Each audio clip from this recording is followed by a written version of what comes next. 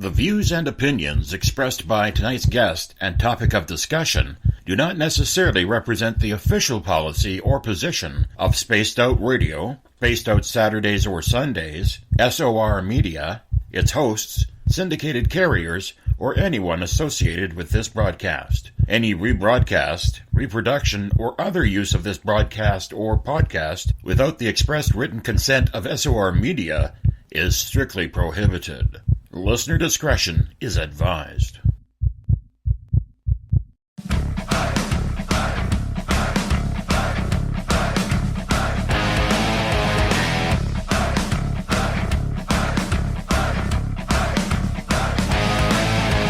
Are you experienced?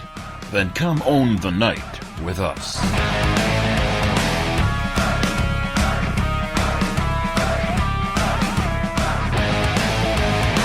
Little brother has taken control, shoveling dirt in every hole.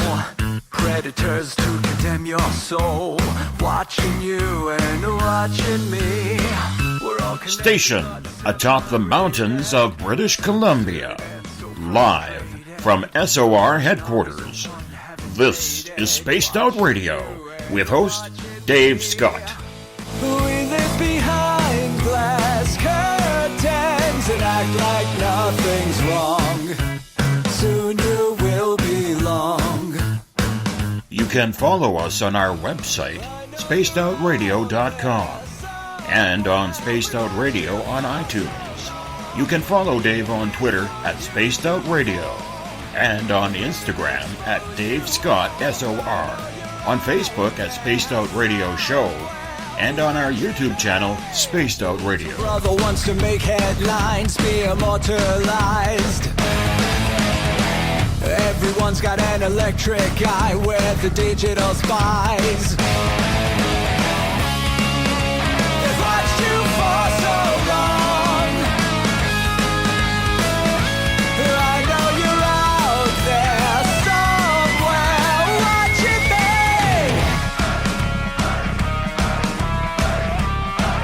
me. Buckle up, space travelers. It's time to go for a ride on Spaced Out Radio with host Dave Scott. I know you're out there somewhere. We've watched you for so long. Wait for you to fall. We will expose you all. I know you're out there somewhere watching me. Little brother wants to make headlines, be immortalized. It's Thursday, February 8th, Friday, February 9th, if you're on the East Coast or across the pond, and this is Spaced Out Radio. Hope you had a great day and night. I am your host, Dave Scott, live from the Great White North in the Caribou region, on top of the snowy mountains of central British Columbia, right here at SOR headquarters. We are 150,000 strong nightly on WQEE 99 Rock the Key down in Noonan, Georgia, home of The Walking Dead. We are live as well on the United Public Radio Network, 107.7 FM in New Orleans, and over 160 countries around the world. We are also live at spacedoutradio.com, Spreaker, The Fringe FM, and if you're listening in on Revolution Radio, remember the Double R Machine is a donation station financed by you, the valued listener. Head on over to revolution.radio and donate today. We're all over social media. We are live right now on periscope.tv. Hi everyone watching the studio at SOR HQ. We're on Twitter at Spaced Out Radio. Give our Facebook page a like, Spaced Out Radio Show. On Instagram, follow me at Dave Scott SOR. Subscribe to our YouTube channel. Go to youtube.com/Spaced Out Radio. Our show is also on iHeartRadio in the United States, TalkStream Live. Tune us in on TuneIn. Download and subscribe to our shows on iTunes. Our website is spacedoutradio.com. Don't forget, we have a GoFundMe account going on right now to build a brand new studio so we can go terrestrial in radio. That's GoFundMe.com/We Own the Night. If you head to our website, you can go to our Space Out Radio store and do a little bit of shopping, read up on the encounter online, dealing with everything paranormal, strange, and odd. You can catch up on my latest blog there as well, or you can get great videos from UFO seekers and Contact TV and so much more. Since the late 1980s, the name Linda Godfrey has been synonymous with the stories she wrote about the Beast of Bray Road. Since that story broke, the journalist turned author has been one of the leading collectors of research and documented sightings of this creature that has been coined the Dogman. Oops, I forgot. I'm in Canada. We're not allowed to say man anymore. Dog people. So what is a dog people? Or dogman in the United States? Well, it's said to be a bipedal dog-like creature that can run on all fours, very savage. It's a pissed-off beast. It's like a house cat outside. That will stop at nothing to get what it wants. Since Linda's story first broke, the legend of this creature spread throughout North America, with sightings being reported at all corners of Canada and the United States, with the majority around Wisconsin and Michigan. Her latest book, which came out a year ago, Monsters Among Us, even has one of my UFO stories in it, so I highly recommend anyone to head to a bookstore and pick it up. Linda Godfrey, it's been a while since we had you on the air, but it is always a pleasure to have you a part of Spaced Out Radio. How have you been, my friend? I've been great, thanks. And I'm actually kind of coming back after a little moratorium on radio shows because I had a book to finish. And you're part of my return to the airwaves.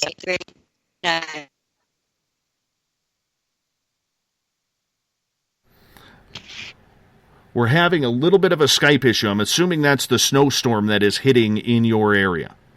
Oh, that could be. Can you hear me now? I heard you just fine. Yes. Okay, now, great. Now you're fine. Yes. Yeah, wondered where it went there, but no. Everything's all good, and like I said, I'm very happy to be back after my almost 2-month moratorium on most radio shows. So it's just nice to be connected again. What's it like to be in such high demand? Because absolutely everybody, doesn't matter if you're one of the larger shows on terrestrial radio or somebody who is just starting out, everybody wants a piece of your time to come on and talk about these legends and these stories that you have collected over the years. Well, I always really appreciate that, and I'm always honored that people want to take time to listen to me. And I like to tell my own stories because then I know, even though I don't claim to be 100% right all the time, at least I'll generally get the main truth of things out. I'd prefer to tell the stories myself, and I enjoy it. It's been such an interesting and amazing journey that I enjoy sharing that with people and also connecting with listeners and sometimes hearing from them. It's just a really fun experience for me. Is it something that you still enjoy, though, that type of attention? I mean, attention is good. Being in demand is always a good thing. But is it something that just gets a little overwhelming at times when you have other things to do? Well, it can, and I generally really try and stick to, all the great podcasts and radio shows because I find that's where my core audience is really listening. They're tuned into this stuff. It's hard to get it all. Very few people have time to sit down and read all day long and keep up with everything that's there. So I feel that it's a really important outlet. And it's also something that I can use to talk about things that don't really go into my books or they maybe wouldn't fit on the blog or that I've just learned about. And especially when I get a great host like you who's very, relaxed and there's sort of a nice back and forth. I do find that really enjoyable. It gets a little hard to travel. That's probably the harder thing as time goes on. I have to cut back sometimes on that. But there's field time, there's writing, and I do go out in the field, by the way. It's something that I really enjoy and have had some amazing experiences we can talk about in the last 10 or so months since I've been on too. But there's a balance between all of these things that can be hard to achieve. And usually what happens when I finish one of these books, this book took me a year and a half and the one before took a year and a half. And each time I finished it and then I got sick for about a week. So I'm just coming off of that. So my voice, I hope, will hold. But it's just something that still really calls me forth to be curious about the things that are in our world and the things that I still feel I'm learning. Every time I learn something new, I realize how much more there is to learn and how I don't really know as much as I think that I do. It just happened to me today, as a matter of fact. So it's something that's a continual journey and learning experience that I'm really glad to share with like-minded people. Well, I'm going to take it as a very big compliment, because one of the things that you told me on the phone earlier today when we talked is you don't do 3-hour shows very often anymore, because of, sometimes it gets repetitive or whatever the case may be. I'm not going to get into that, but for our audience sake, that you have decided to go the distance with us to share your stories, it makes me feel, on behalf of our audience, very, very special that you think of us in that type of regard. So thank you on behalf of our audience. Oh, you're welcome. Very, very much so. Yeah, and it's really just the fact that your show is just so conversational. Not that all the other ones aren't great too. It just makes it a little easier. I sometimes, as time goes on, I just have a little difficulty sitting in one spot for 3 hours. So I find that it's just a relaxed arena. In the case of your show, that just makes it easier to do, and I'm just, again, honored to be invited. Linda, you have kind of made your name in the Dogman phenomena, but you are so diverse that I don't think people give you enough credit for investigating everything from elves and gnomes to Bigfoot and aliens and UFOs. Do you feel pigeonholed by the story of the Beast of Bray Road that you wrote? I guess you could say in some ways that I have been, because, for instance, this was my second book, and nobody even remembers what my first book was. It probably didn't have as wide of an audience, but it's a true historic crime book called The Poison Widow, a true story of sin, strychnine, and murder that took me 6 years to investigate and research before I could begin writing that. And it's kind of a wild ride, too, but the book that really got me the attention, and mind you, this was written like 11 years after the Beast of Bray Road story first broke. But my book, The Beast of Bray Road, was what really kind of opened the floodgates to a wider career. And none of this was intended to be a career. My degree is in art and art education, and I was working as part-time substitute teaching, and an artist. I had an art rep. I did professional illustration, fine art, that kind of thing. That's where I was seeing myself go. And then this story happened, and people just couldn't get enough of it, wouldn't let it go. Not only that, more instances of it kept happening, and I felt like I needed to be the one to really record these things and not let it be lost, whatever it was. I had no idea that 26 years after that thing first showed itself out on Bray Road, I would be sitting and talking to radio audiences, all in all different countries, and that people would still be so interested in it. That never occurred to me.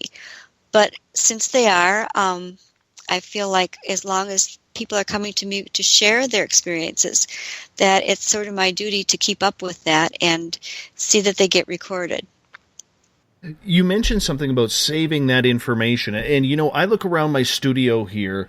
I have mic flashes from the radio stations that I used to work at, and I know in a box just to my left here, I actually have notepads of stories that I wrote. I saved my notepads. Why did you find it was necessary for you to save your information on this particular story out of all of them?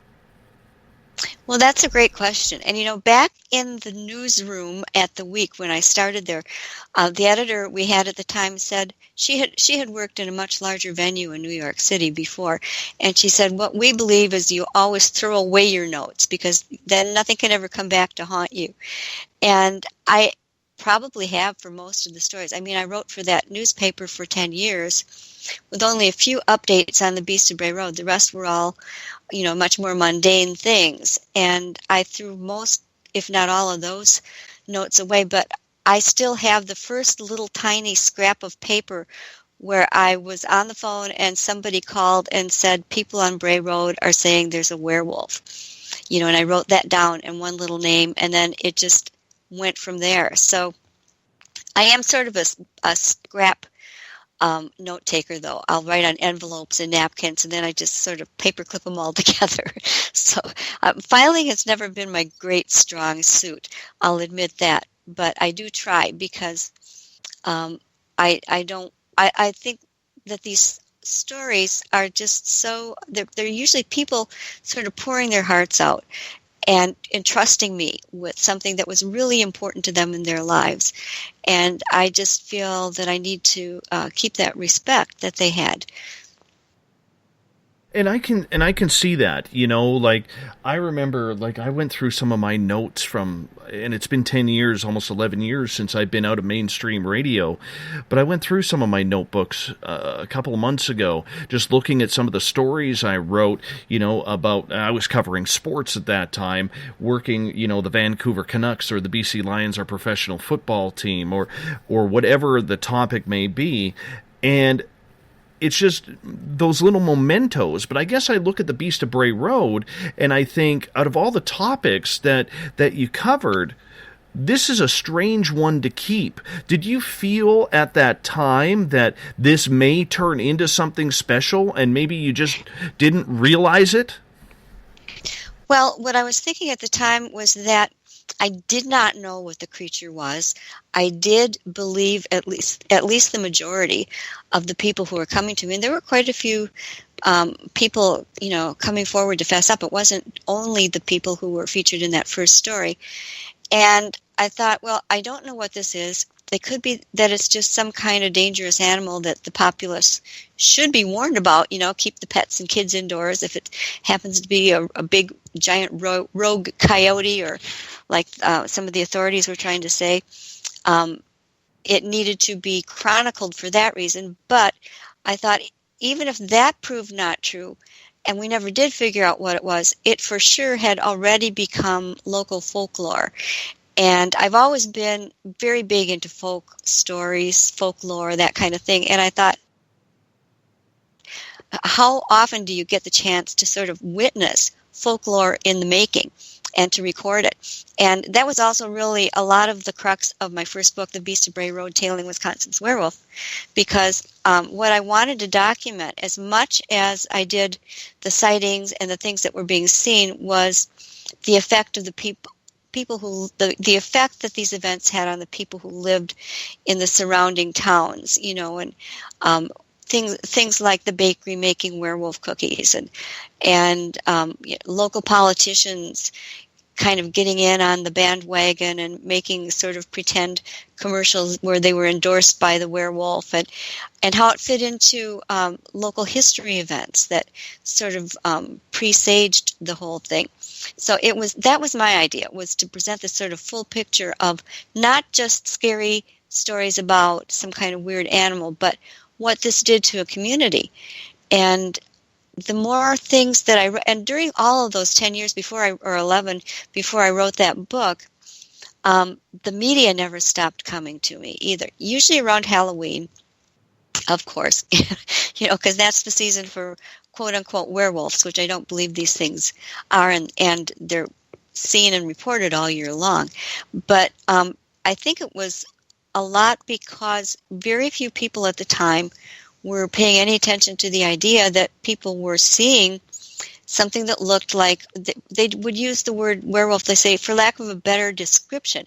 It just sounds like what I saw. They would see something that looked like a wolf or German shepherd-headed creature, usually 6 to 7 feet tall, walking or running upright, often carrying things, either kind of holding it in its paws or over its shoulder, or it would be crouching, and some people would see it drinking water from its paws rather than lapping it the way most dogs do, or canines. And it was just something that never quit. And once I realized that, I kept thinking if I write another book, that will be everything, and then we'll know it all, and it'll just go away. And every time I did that, I was completely dead wrong. It would just kind of get a fresh burst of enthusiasm. But it still really hasn't. It's only really like the last maybe 3 to 4 years where it's just sort of exploded, and all of a sudden everybody caught on. Aha! It was like there was this critical mass of witnesses suddenly that people had to begin paying attention to. There being so many. And now, of course, there are lots of different venues where people are, telling their stories on Reddit, or having them spoken on different podcasts, and I think that's great. There are various ways to save and portray these encounters, and whatever appeals to people the most is fine. I see that as a natural thing, that there's a progression in the sharing of these stories. So you're still enjoying it. You're still getting out to go to the conferences. You're still having a fun time with this. I bet you didn't see your career taking this path. No, no, definitely not. As I said, I was really the only reason I wanted to work at the newspaper in the first place was to do illustrations for them and to get published somewhere as a cartoonist, so that I would then have a published portfolio that I could go and, I was working, what I really wanted was to be a nationally syndicated either comic strip artist or editorial cartoonist. And I came very, very close to that. I won't go into the whole story. But once the writing started, I found that was really intriguing and kind of fun in a different way, and I would say my career ideas sort of changed then, but I still wasn't thinking that I would be writing about werewolves, strange animals, Bigfoot, all those sorts of things many years later. But it is still fun. I love getting out in the field. I have lots of good colleagues that I go out with. I don't usually just go, although sometimes when I go out by myself, that's when I've had 3 sightings of what I think was the same Bigfoot that happened, I think, in 2014. And each time I was just out walking very casually and happened to see them each of these times. So it's not that it's always a big production or anything like that. And I do like being out in the woods and outdoors. But again, the conventions are fun. I find more wonderful people at those conferences than you would imagine. I have made so many good friends over the years that it doesn't. I'm sure it'll be old age that beats me down and makes me retire when the time comes. But it's really been an unusual path that I never intended to take. The main thing is you're still having fun. You're still enjoying it, and people are still sending you the experiences. However, over the last number of years, let's take the last 5 to 6 years, there has been a plethora of competition coming out of the woodworks. And do you think that's good for the field when we have so many people now going in there and really creating the atmosphere that there is serious research going into this?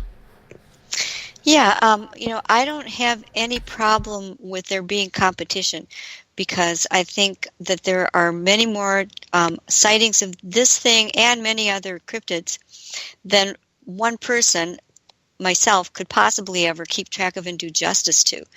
So I think that's good. My only misgivings come when the creatures get too sensationalized, and sometimes I'll look at what's supposed to be a witness sketch and it looks like something out of Marvel Comics, where they're just really overblown. And not that these things can't look really scary and nasty at times. They don't all, but some do. But sometimes there's just, I think, too much emphasis on the scare factor, and where I'm more interested, and I think most people who follow me are more interested in the idea of, let's try and get our heads around what these things are. Let's look at how they behave and see if we can deduce things about them. Where did they come from? Why did they show up all of a sudden, say, around the late 1930s, something like that, is when they really started to appear different places, although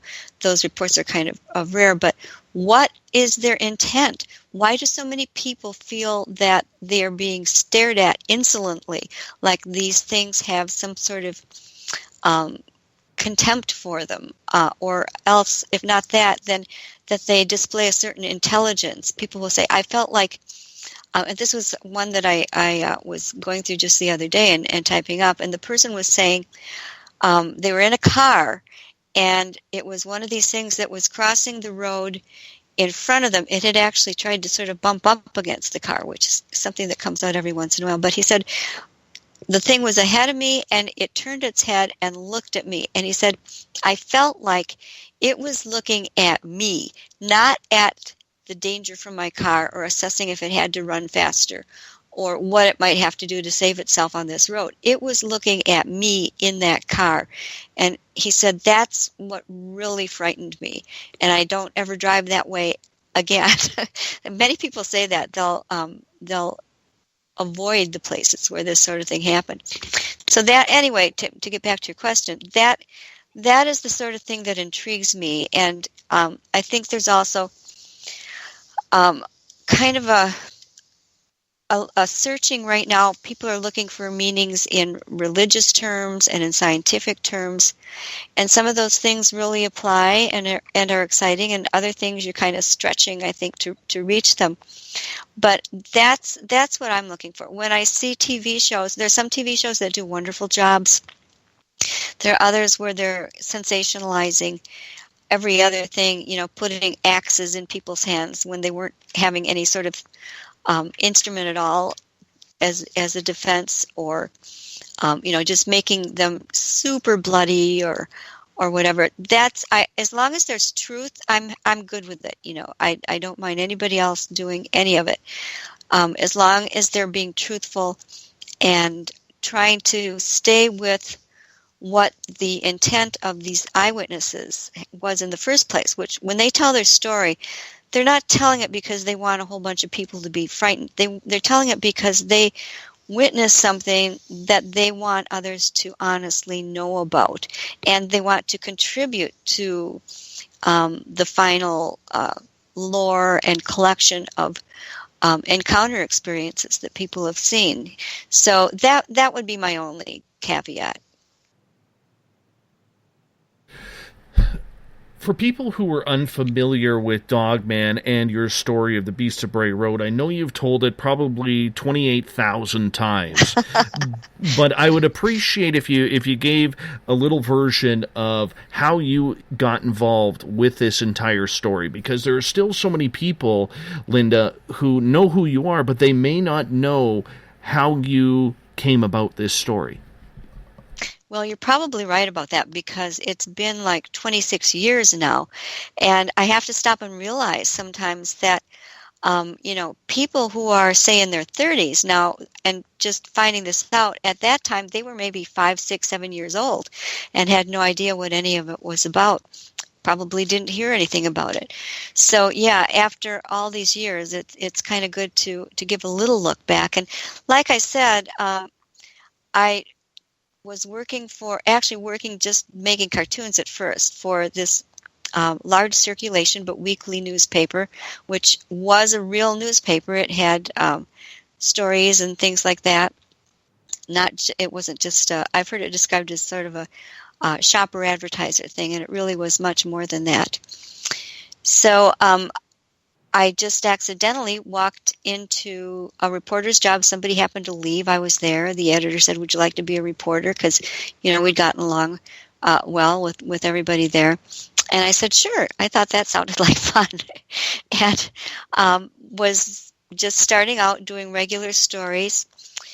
And it happened that I was working with the county animal control officer on a puppy mill story. And somebody had mentioned to me that people out on Bray Road were saying they saw werewolves, which I thought was kind of funny, but I mentioned it to the officer, and he pulled a manila file folder out of his desk.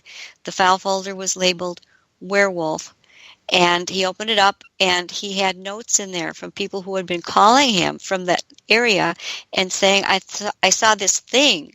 I don't know what it was, but it looked like what you would think a werewolf would look like. You know, 5.5 to 7 feet tall, shaggy hair, head like a German Shepherd or wolf.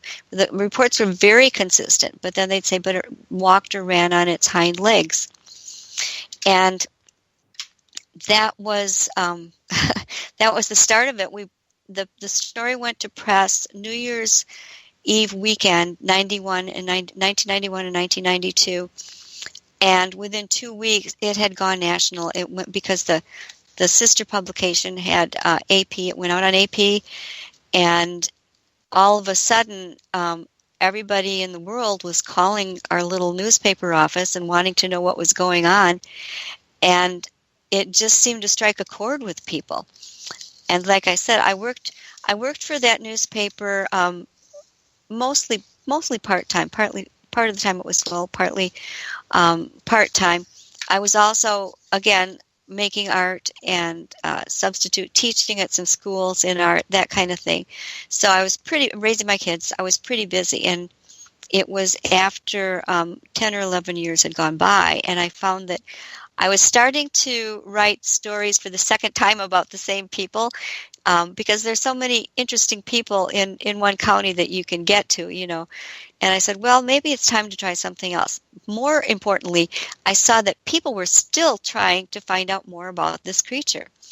And so that's how I went from small town newspaper reporter to still live in a smallish town, slightly bigger than that one at the time, but still basically doing the same thing, because I consider my books are not fiction. They're not meant to sensationalize or make people scared. I feel like I still have my reporter's hat on, and I try to see pros and cons and different sides of things, and that's the only way I feel I can do justice to it. But it all grew out of that 10 years of reporting and seeing things in that light. Outside of the Dogman, do you find that you have an interest in this entire field, or is it something that you had to grow into to find that respect that there were other things going on that maybe you were unfamiliar with because you were so focused on the Beast of Bray Road?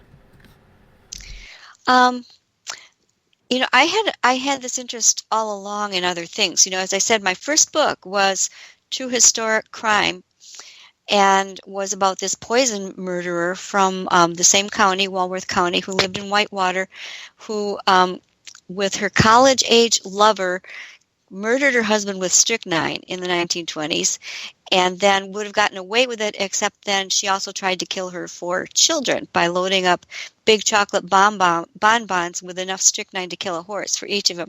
And it just went weirdly awry from there. It's quite a story. So I was very into that at the same time. And it wasn't too long after I started, I also had a blog at the time with my friend Julie Von Bergen called cnbscene.com. I'd have to spell it out. It's not the same as the TV one that's on now, but we were publishing, kind of looking for and publishing, you know, little weird stories.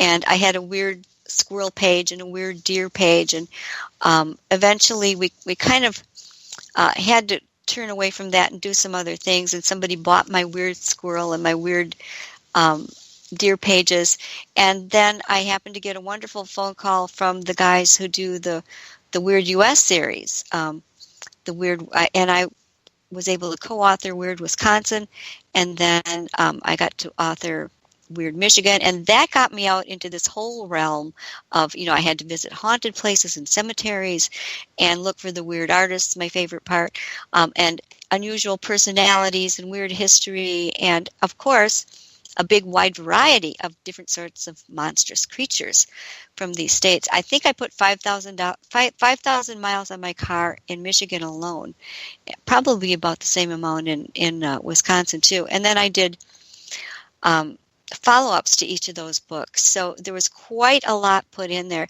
but it really widened my knowledge and perspective of the number of Bigfoot sightings in places, large birds, that was another category I really hadn't paid too much attention to.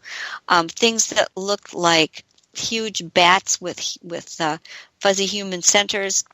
I had the man bat that I investigated in La Crosse, Wisconsin. Sort of like those Chicago things that are flying around right now. But so those were huge eye-openers for me, and I gained a lot of knowledge and practical experience from those. And I've always been, I'm like, some people are like, well, I only study Bigfoot, or I only study chupacabras. And I'm like, they're more like potato chips, where no one can study just one.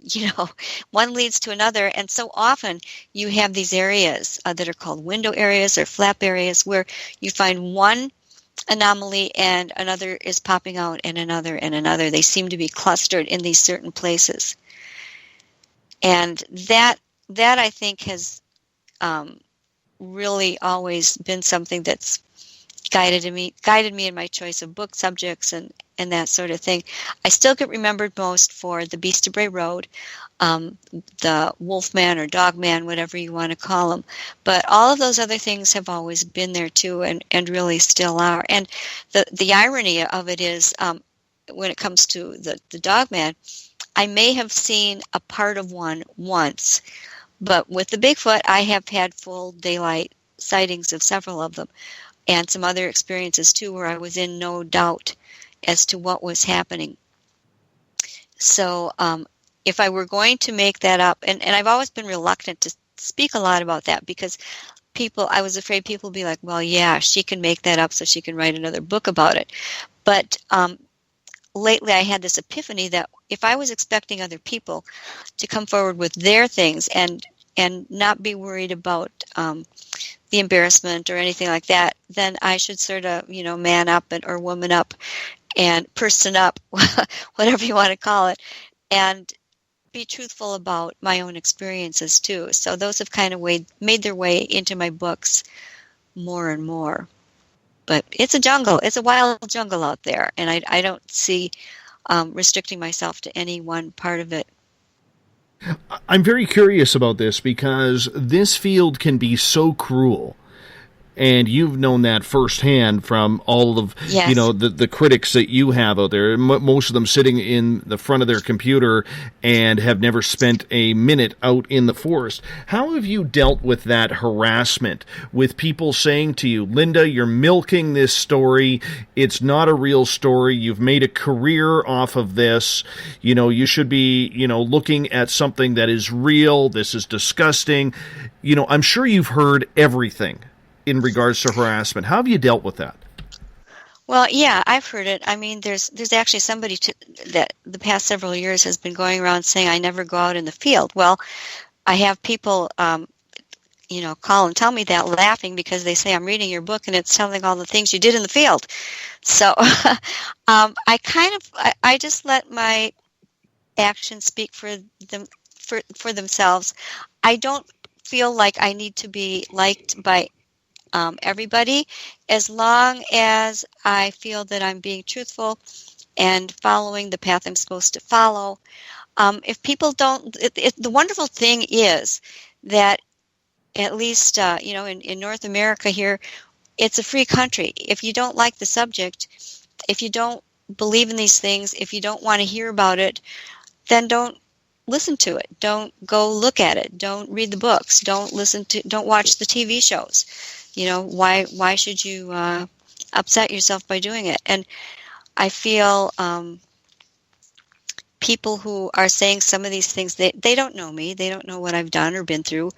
And I can just, let them be and forgive them for that.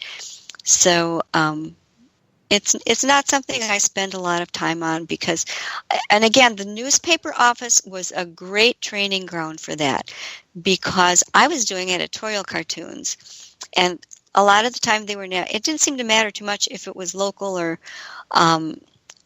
regional or national. You'd always, if you're expressing an opinion in a cartoon, not everybody is going to appreciate what you wrote. They'd say I was too liberal, not liberal enough, or whatever. They didn't like the color of that I used. Whatever the complaint, I heard plenty of them, and as long as I'm still getting letters from other people who say, yes, we appreciate your work, we like what you do, I'll take those good ones, and the other ones can, do what they like. It's really not up to me to make everybody love what I'm doing. And that's the important part, is the love of what you're doing and the fun that you have in it. Over the years, you have built a reputation as being one of the more studious researchers in this field. How has that helped you develop your writing skill when people are now approaching you with their stories? Well, I actually have consciously tried to up my writing abilities from day one, from the first book, actually from the first newspaper article. It's just kind of me. If I'm going to do something, I like to do it to my best ability. And writing's harder than people think, and I don't write perfectly the first time I set words onto a page. My first drafts are usually awful.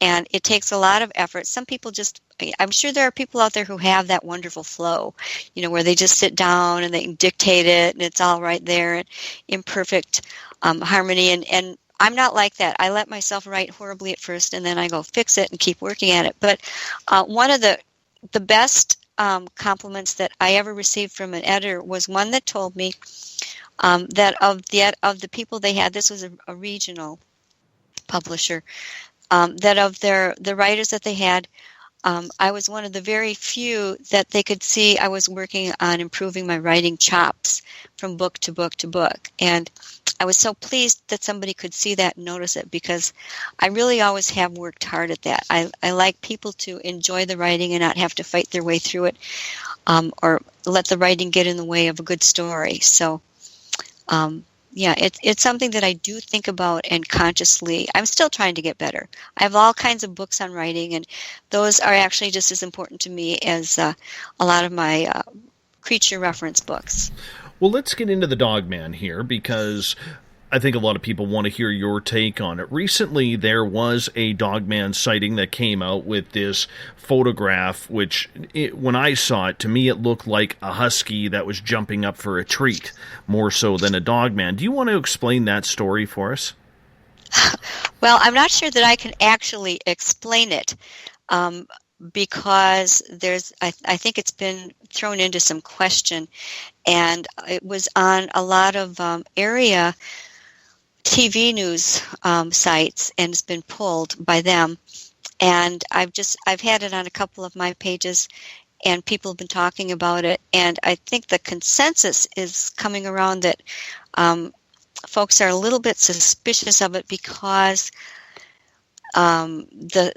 it's supposed to look like something that came up from a field and came in up and on the ditch, and then went up on two legs and started walking. But if you look at it, the first thing that didn't make sense to me was that it was a very clear picture, and the person stated that he had slowed down but not stopped, and that the creature was moving. And so you have a photo of a moving creature from a moving car with a cell phone that was just grabbed up and held up suddenly, and there's only one shot. And boy, that was the luckiest shot ever, if really that's how it happened. And then if you look at it, people were noticing this.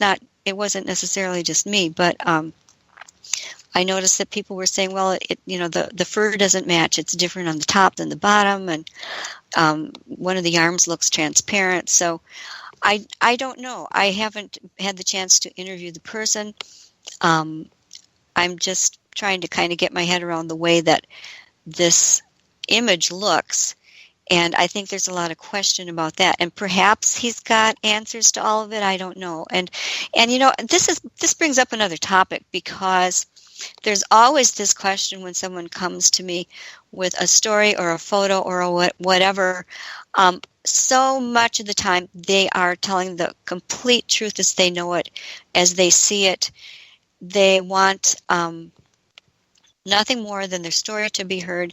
There's always a small percentage that wants to pull something over, though, and you have to. I feel I always owe it to my readers and my listeners to vet things as well as I can. But it never gets less awkward. Every time I have to ask somebody, can you please tell me, were you drinking or were you taking drugs? Because everybody wants to know that. Are you sure? And I have to ask you, whether you're completely telling the truth, that sort of thing. And there have been times when I've asked people to give their signatures that they were telling the complete truth as they knew it. So, but I feel really bad doing it, but it sort of has to be done because there are the people out there, and most of them, I don't want to ever insult anybody because it takes an enormous amount of bravery to come through something that you've been holding inside of you for sometimes 10, 15, 20 years because you've been afraid to tell anyone. But they understand because they want to make sure that the integrity is kept there from everybody. And I think I'm so proud of so many of these people who come forward because they're really looking at the bigger picture and also wanting to see that the truth about how these things look and behave is preserved. Do you think it was somebody just searching for their 15 minutes of fame, that they wanted to be a part of this story too, to keep the legend going? It's possible. I've had a couple of incidents where it was that. I don't know this person. I did not interview them personally, so I hate to refrain from I hate to comment too much. I would prefer to refrain from saying that I really know about it when I haven't personally interviewed the person. And well, I guess time usually tells. Sooner or later, somebody figures out what's really at the base of it, and it all comes out. So there have been people that I trust who have interviewed the person and talked about it, and we'll just see how it comes out, I guess. But there are always these little red flags, and a creature that is sort of mismatched and has a transparent arm is those are a couple of red flags I would always look at very seriously. Do you think the amount of Dogman sightings that are reported every year are truthful, or do you think those numbers are slightly exaggerated? I think that the high percentage, way up into the 90s are truthful because most people, it's really a small subset of the population that knows about them enough to really care about them and to go further and try and prank an investigator. And it's hard enough as it is. I wish people wouldn't feel they had to do that, but there's just always certain people who get their jollies that way. But most of the time, most of the people who write, you can tell there are lots of ways of knowing. And again, that the newspaper was again good practice for me for 10 years. I talked to 2 or 3 people a week about different topics, and you eventually sort of develop the spidey sense where you get an idea. Not that they ever get or don't ever get past me, but you get sort of a sense for it after a while, and I think most people who are in the field would say the same thing. Well, if you're saying 90+% are accurate sightings, that means there is a huge population of these creatures roaming around North America. Now, when I remember when I first interviewed you, when this show was like 4 or 5 months old, the areas seemed to be concentrated in the Midwest and in the central part of the United States. But now we're starting to see reports as far west as British Columbia and north up towards Alaska, all the way over to the East Coast now. Is it popularity that has spread this creature? Because that's where I have a little bit of trouble on the 90%. Right. Well, you have to understand, for one thing, if there are a lot of sightings in one area, it doesn't mean, if there are 100 sightings, it doesn't mean there were 100 creatures. It might mean that there were, a small pack population, maybe, 5 or 6 or whatever, that for some reason are being seen more often. And actually, 100 would be a big overstepping of the numbers, or reaching for them, because I don't know if there have ever been that many in one very small area anywhere. But you're right, they are much more widely spread. I think it's more a matter of the information getting out, more people hearing and learning about it, and then more people deciding that yes, they're going to share their story too. I don't think there are. I think there are a lot more Bigfoots, for instance, than I think that there are these upright canines, which is actually my favorite preferred term for them. I think it's really the only accurate one. The Bigfoot populations are estimated, as quite a bit larger than most people would think. And I can't remember. I saw that figure just the other day, and I can't recall exactly what it was. So I don't want to give the wrong one. But I do believe there are many more Bigfoot than there are the upright walking canines. And that the canines probably have a more restricted sort of habitat too, which you think would be the other way around. But they seem to be concentrated east of the Mississippi River, although I'm starting to get more and more from the western states, and especially California, and as you said, up into British Columbia and Vancouver area, that sort of thing. So and perhaps they've always been there, but again, when you get lots of people knowing, and also the other benefit of having more reports and more people knowing is that the stigma is now taken away. More people are saying, well, there's so many now that I can safely speak about it. And a few people will be naysayers, but at least I won't seem like I'm the only one. And I think that is a big factor in it as well. Do you think that they are just expanding their territory, maybe following food lines or following the path of Bigfoot? Or are people, now that they know this creature exists, are more aware and are now able to tell what it is?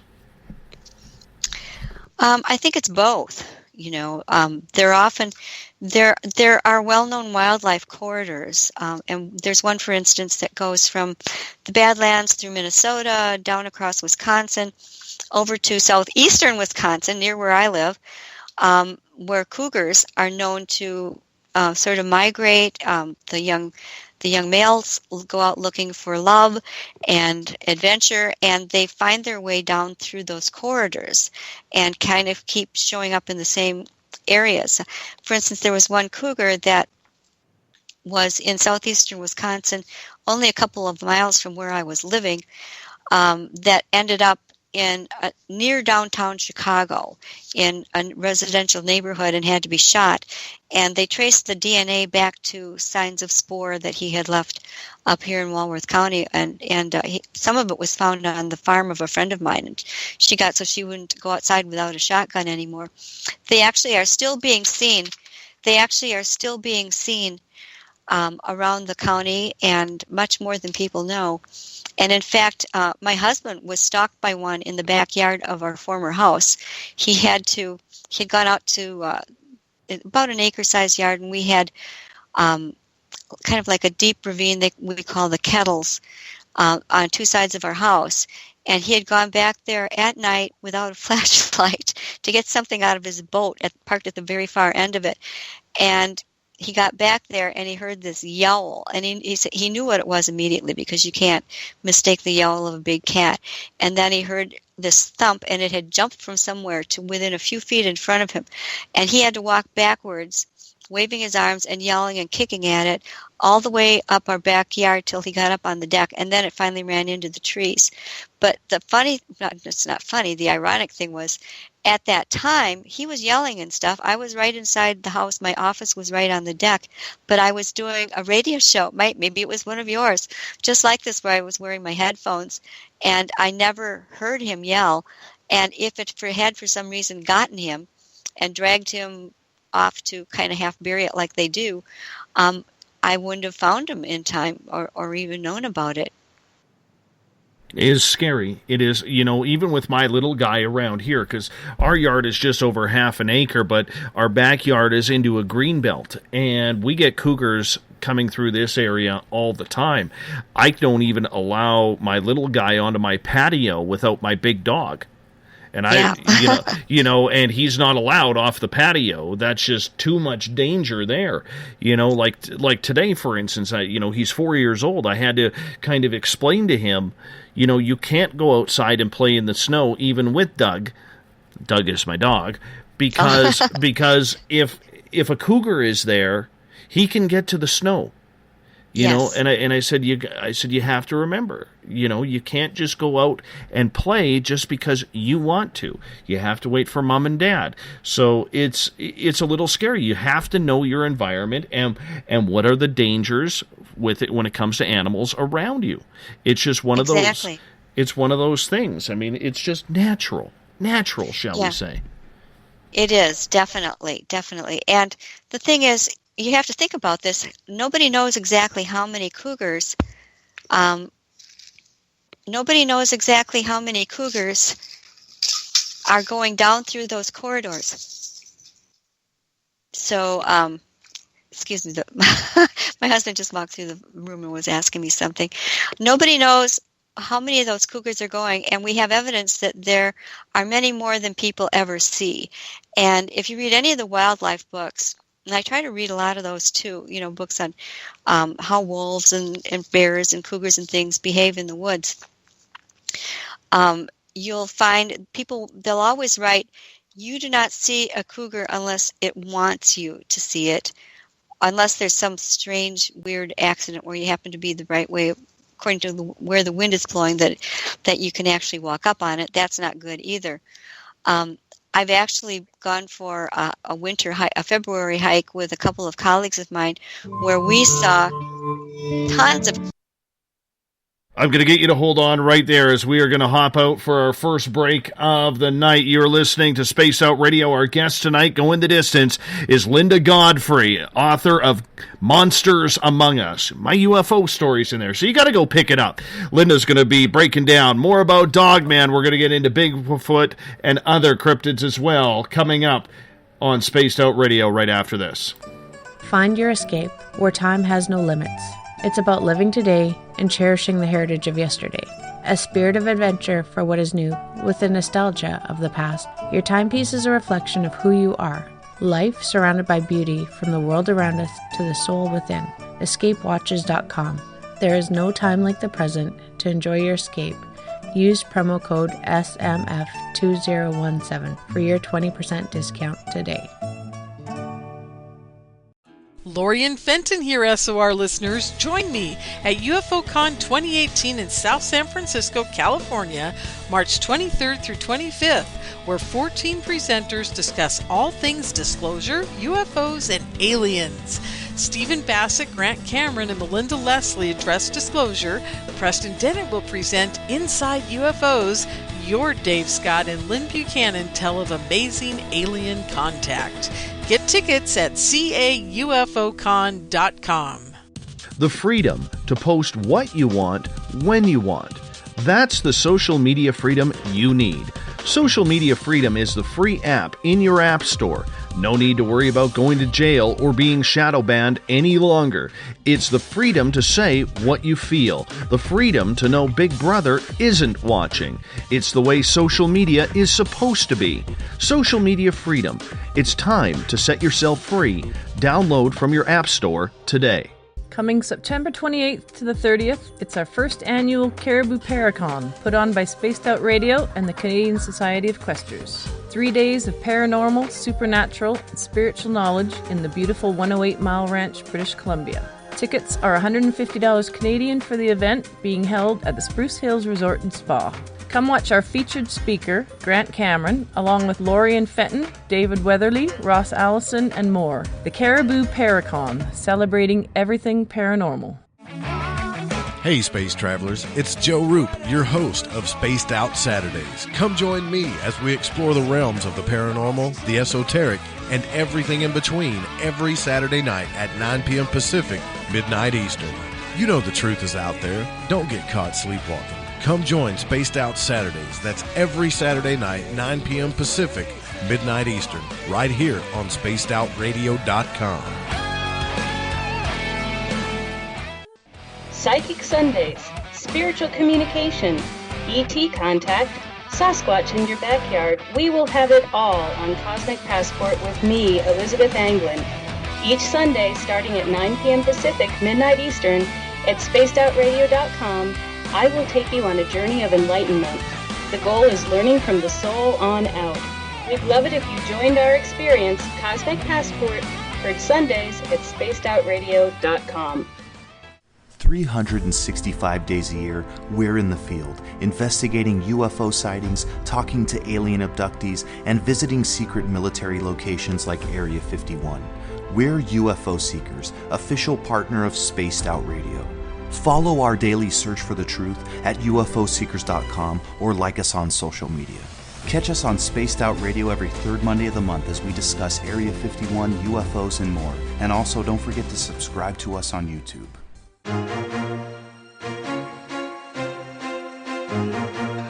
From coast to coast to coast, Blacklight Uncharted is taking on the paranormal across Canada. From ghostly hauntings to the UFOs flying above in conjunction with MUFON Canada, we're closely investigating what's going on in the northern skies and checking out the apparitions that walk among us. Check out our videos right here at spacedoutradio.com. We want to know your thoughts, we want to hear your experiences, and we want you to share your stories. The answers are out there, and we intend to find them.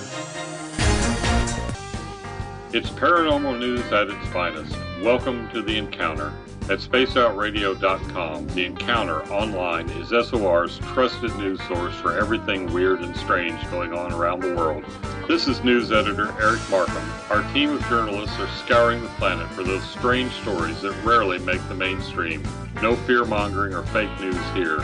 Head over to spacedoutradio.com and encounter The Encounter. Want to learn more about aliens, cover-ups, conspiracies, cryptids, and the paranormal?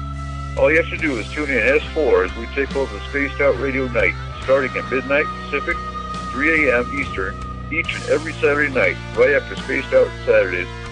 Hi there, this is Eric Cooper from Forest Moon Paranormal. Join me, Corey Ruiz, and friends as we discuss the hot topics of the night. It's fun, entertaining, and as dark as the night. Find us at spacedoutradio.com. Are you interested in advertising on Spaced Out Radio? Head to our website at spacedoutradio.com and click on our advertising tab. There, you will find an assortment of ways you can get your product out there with us, from radio commercials to banners and social media. Have a product you like our hosts to endorse? We can do that too. Visit spacedoutradio.com for more details. Do you want to know what's really going on in your world? Do you have questions about who you can trust in the mainstream media? Then look no further than the Rebel Planet. Come get the straight answers right here at spacedoutradio.com. Join me, Jamie Sexton, creator of Rebel Planet News, as I fill you in on the stories behind the stories. All you truth seekers, be sure to tune in to Rebel Planet on spacedoutradio.com the third Thursday of every month. Hey, this is Canadian paranormal investigator Mike Moore. The third Wednesday of every month, I'll be teaming up with Dave Scott to bring you Ghosts of the Great White North. Each month, we will bring on guests from across Canada to discuss their ghostly encounters. Canada is a paranormal hotbed with stories you've never heard, so we're going to bring them to you. So get comfy on your Chesterfield, grab a donut, and join us, eh? The views and opinions expressed by tonight's guest and topic of discussion do not necessarily represent the official policy or position of Spaced Out Radio, Spaced Out Weekend, Spaced Out Radio Limited, its hosts, syndicated carriers, or anyone associated with this broadcast. Would you like to connect with us? Head to spacedoutradio.com for all your latest show info. And hit us up on Twitter using the hashtag SpacedOutRadio. Now, back to Dave Scott and SOR.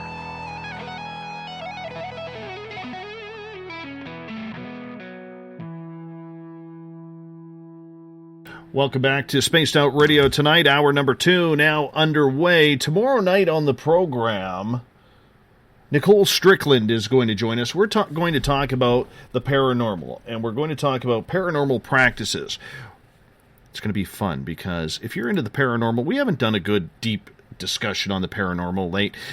exactly, but Nicole's going to be a good one, and we're going to talk about that starting at 9 p.m. Pacific, midnight Eastern Time at spacedoutradio.com. We want to welcome in everyone listening in on WQEE 99 Rock the Key down in Noonan, Georgia, home of The Walking Dead.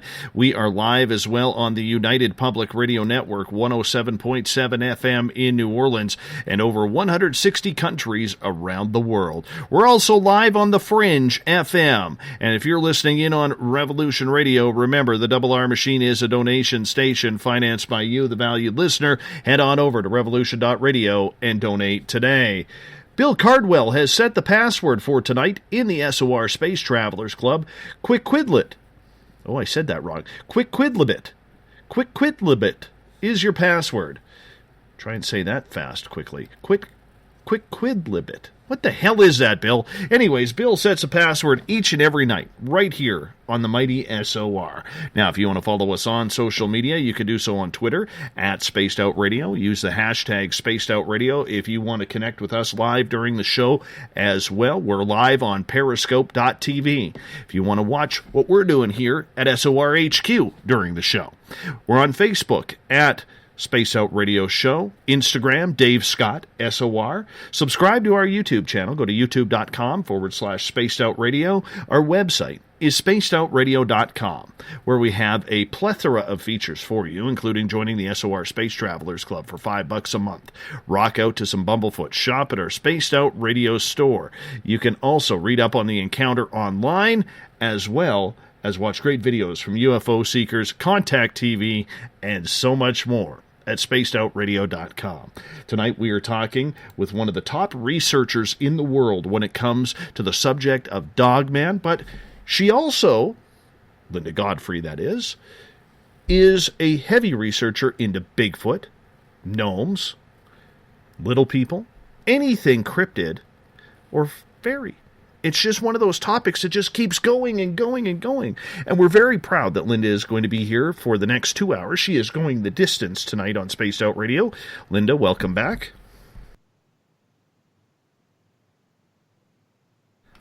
At least you were there. Linda, have you put your microphone on mute? Because we had you there. We seem to have lost Linda. Says we're connected. I think. Oh, hold on. We're getting something. Linda, are you there? Did you? Yes, I am. I There might you have accidentally hit the little pointy thing on my headset. So sorry about that if I did. Oh, that's Can you hear me okay. now? We got you now. Okay, great. We got you now. In regards to Dogman, have we been able to pin down what this creature's environment is? Well, it does seem to like a fairly wide variety of places, but it seems to really be found near water, near especially rivers, lakes. That kind of fresh water seems to be a special draw to it. Forested areas seem tops, but it's been seen sneaking kind of from woodsy spot to woodsy spot within rather urban areas. I've even had some in just some regular old, back-to-back backyard neighborhoods near Milwaukee, that sort of thing. So it can show up just about anywhere. But I've noticed, now for instance, there's a really great microcosm of habitats right here in southeastern Wisconsin, which is kind of my backyard playground for these things. And there's the Kettle Moraine State Forest, which is really deep fissures and chasms sort of scraped through the soil, and they're shaped like the old kind of kettles that used to hang over a cooking fire with steep sides and then round on the bottom. And then there are ridges between them. That's why it's called the Kettle Moraine State Forest. Right next to it and bordering it on all around it on the side are cornfields that come right up to the borders of the state forest. And when I would start mapping out area sightings, which I used to have a great big wonderful map on my wall, and it got broken when I moved recently, but I would map these sightings and I would see, I could almost predict if there was a sighting, which side of the line it fell on. If it was to the east, it was going to be a Dogman, and if it was to the west, it was going to be a Bigfoot. And I started doing that because right on from the very beginning back in the early 90s, people were not just sending me reports on the upright canines. They were also sending me reports on Bigfoot that went way back to probably the 50s and earlier. There were local nicknames for it that I hadn't realized. So I actually had that thrown at me right from the very beginning, which was something else that helped me want to study all of these things. But it's so interesting to see, and I've read this in various Bigfoot researchers' books and notes where it's been noticed that Bigfoot seem to like elevational differences. They like to be found on mountainsides, hillsides, valleys, places where I think they can jump up and down and get in and out of sight rather quickly. That's one big advantage to these cattle. So the Bigfoot habitat, where they're not always restricted, it's not like there's a big line and they can never really cross it, but the majority of the Bigfoot sightings will be within this area of very extreme variations in elevation. And then the dogman will generally stick to the flatter areas, the prairies, the cornfields, the woods that are not, quite so rugged to get through. And there are great exceptions to that. And you get down in some of those southern states where they're all the kind of rocky, hilly areas, and you'll find them, I think, more intermingled than you will up here. But that seems to be where it kind of breaks down for those two things. Up here and along the Pacific coast, when it comes to Bigfoot, there are legends galore and folklore passed on for generations in the First Nations / American Indians and the tribes and the stories that go along with it. Do we have the same happening with Dogman? Well, yeah, actually, that happened, I discovered rather early on. In fact, it was like the first week after this story came out and it started hitting some of the wires. I got a call from this man in Michigan who he was a DJ for Traverse City radio station, and he said that they had the same thing. He was so excited. He said, "We have the same thing here. We call it the Dogman."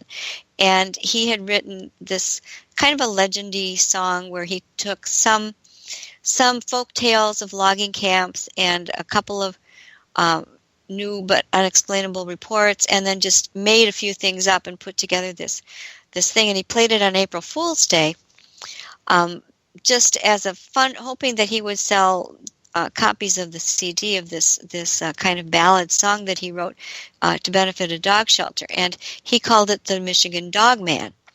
And that's become so much more well-known. At the time it first came out, which was 1987, it was like several years before the Beast of Bray Road, it was kind of a sensation locally, but it never made that break to the national the way the Beast of Bray Road did right away until that happened. And then all of these places with nicknames started to be noticed a little bit more. So we had the Michigan Dogman. Then down in some of the southern parts of the country, we had the loup-garou, which was the French term for werewolf, and then some of the Cajun French would call it a rougarou, which was their version of it. You had different dog ladies, dog women. That's something that I wrote about in my new book. More than you, it's really kind of hard to figure out how they look like women and look like dogs at the same time, and they aren't all the same either. It's not like they're all a certain type of upright canines. But that's another form of nickname that you have for those things. And there are different ones all over the country, I just discovered, actually. So, in all these places, it remains local lore. Nobody else ever knows of it. And they just don't hear about it or learn of it. That the Bigfoot that I told you about in the Kettle Moraine area, there were some people who lived in East Troy, a nearby city, that told me when they were teenagers it was known as the Yeti, and that couples would actually go out trying to find the Yeti, and one woman remembered her boyfriend driving her out there and having her get out of the car and then just jokingly driving away for a little bit. And she was so mad, I think she broke up with him over it. But that was just another of the area nicknames that I discovered later that I'd never heard of or knew were there. When you take what First Nations say and you combine the environment that Dogman is in, which seems like it could survive anywhere, is there any correlation between the creature compared to where it is located or these sightings are located? For instance, people believe that the Bigfoot of British Columbia and for most of the West Coast are much more docile than, say, the creatures around Mount St. Helens, or when you head south, say, towards Louisiana or Texas, where it's a little bit more of a violent creature as the swamp ape. You know, so it seems that this creature, when it comes to Bigfoot, has different characteristics where it is on the continent. Do we see that with the Dogman as well? Well, in some ways, you know, with the Bigfoot, the other big thing that I've noticed myself is that the size estimations of the West Coast Bigfoot and up into Canada seem to be quite a bit taller than you have in the Midwest and some of the eastern states. And I think maybe that's just because the habitat and the general foliage around this part of the country, you just can't beat those California redwoods, you know, and the huge trees that you have to provide the cover on the West Coast. That's just sort of my theory, that they've sort of adapted and survive better if they're a little shorter if you're a Wisconsin Bigfoot than if you are an Oregon Bigfoot. So that's one other thing I've noticed with them. As far as the dogmen go or the other creatures, the regular type, and I say regular type because, I mean, there's nothing super regular about any of these, but the most often reported type is something that looks like an upright wolf or German shepherd on its hind legs. And there's not a lot of variation in them, but you get out in some areas, especially where you've got very expansive, wide Native American reservation areas, and sometimes you'll start seeing, there are what I call variations. They're not like different species. I hate to even call them different types. It's almost more like they're different forms, or in some cases completely different creatures. We're not even talking about the same thing. But it's not where you've got the most often seen type of dogman. They pretty much toe the line as far as variation that you would see within a normal wolf pack. You might see several different coat colors, some gray, some black, some white, some tan, and you would see a difference in size, and some might look scrawny, some might look big. They'll have different personalities, the same as you would with a wolf pack. But there are different types. And what I was getting to a second ago, if some of the sightings near reservations I've noticed will feature much taller, say 8-foot upright canines that don't look quite so canine as the other ones. You know, in other words, they have, instead of just bulked up upper forelimbs, they will have actual shoulders, which are something quite different. You know, we have rotator cuffs and bone mechanisms in a primate's arms and legs that allow us to do things that canines can't. You know, we can pitch a ball or swing through the trees with our arms. But you will see some things that look canine and yet have some of these human attributes. And the hands and feet will often be reported as looking more human. And some of my Native American friends attribute these to being a sort of conjured type of, almost a shapeshifter sort of being. That's not at all the same thing that people are seeing out, you know, on the roads in the Midwest or Eastern states or anywhere else. And so that's actually a different form. In different places, oftentimes these are in woods, or I've had reports of them in the hill country in some of the southern states. There are things that look like giant black phantom dogs. They will often have glowing red eyes. And again, the same thing with the shapeshifter skinwalker type of thing that I just mentioned. They'll have red eye shine instead of the normal greenish, goldish, yellowish that you will see with the most often sighted upright canines. And that's the normal canine dog eye shine, is the yellow, goldish, greenish.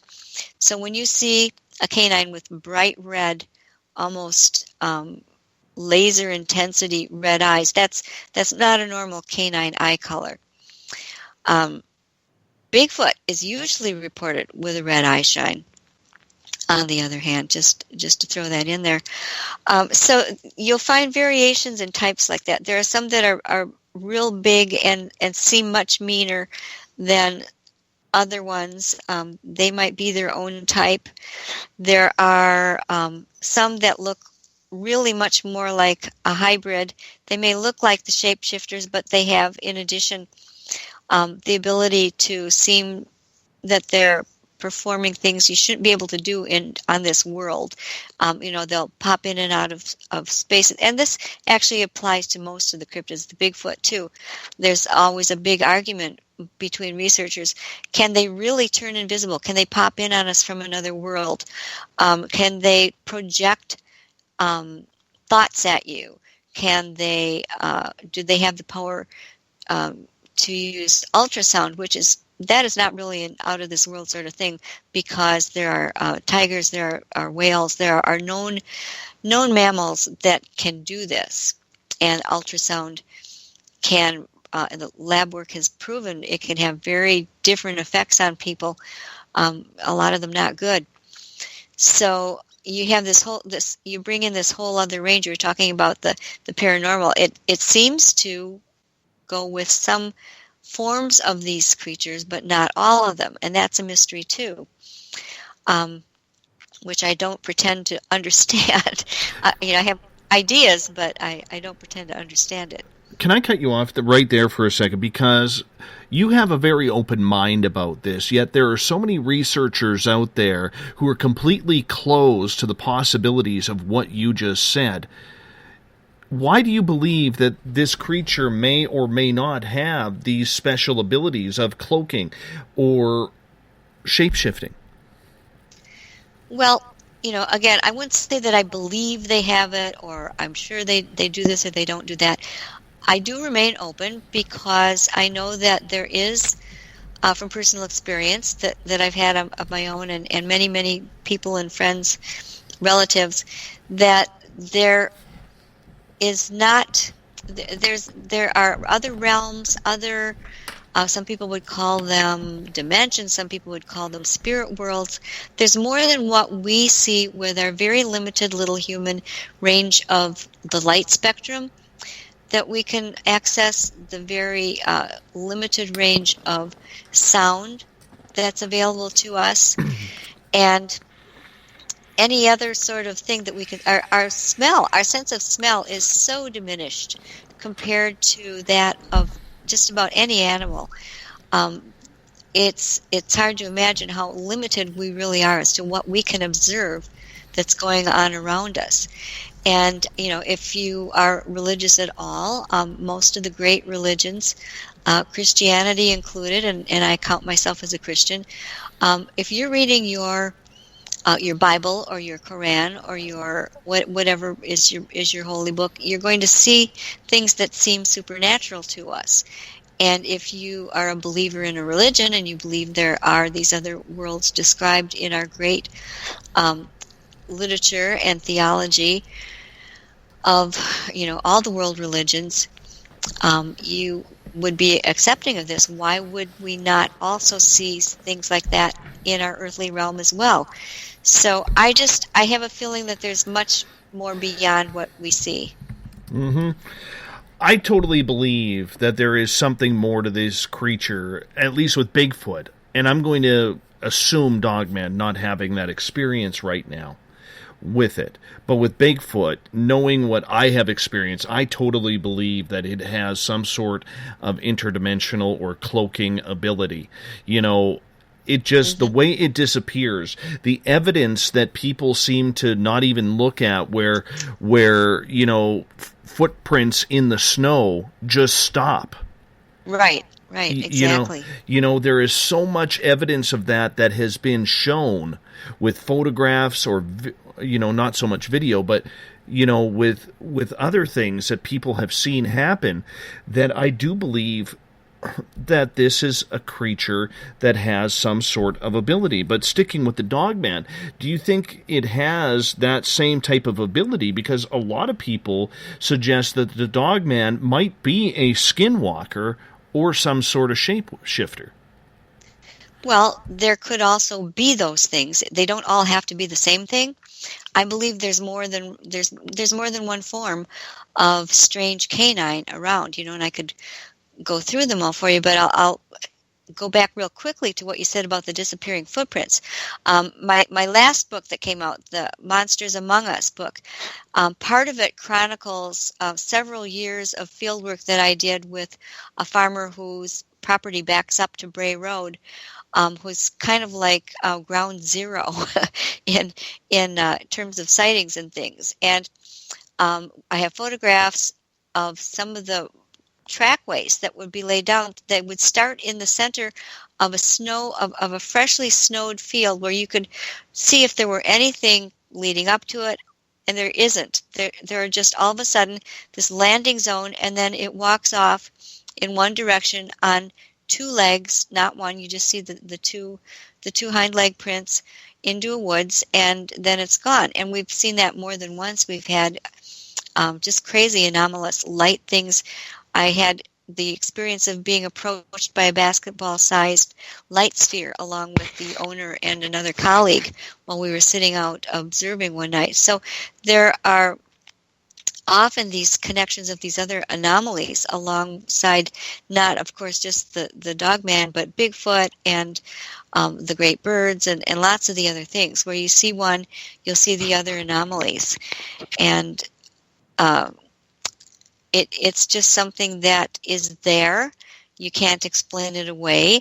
When you're in the middle of the light sphere that my two friends and I experienced was 30 feet away from us, maybe 30 feet in the air, and we were all sitting looking at it at the same time, just completely aghast, not believing what was in front of our eyes. And we all saw exactly the same thing.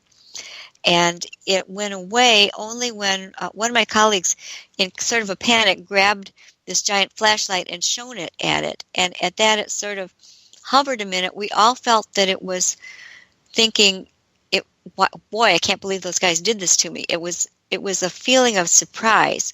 And then it just sort of inwardly popped away. I don't know how to describe. It's a very difficult to describe the way that it sort of just imploded on itself, but that's too much of a it was quieter than that, and then it was gone. And one of my friends became sick right after it left, so there was something going on there. A lot of people think that there's a relationship between these creatures and electromagnetic fields, which the Earth has an electromagnetic field. All living creatures have them to varying degrees. Some are stronger, some are less. But the light anomalies often occur where there are things that might affect the local electromagnetic fields. Or people will say they can feel their own electromagnetic fields twinging or buzzing or feeling weird whenever these creatures, again, it's sort of like the real spidey sense in a true sense of the word when these creatures are near. So and yet not all of them display any sort of supernatural bent to them.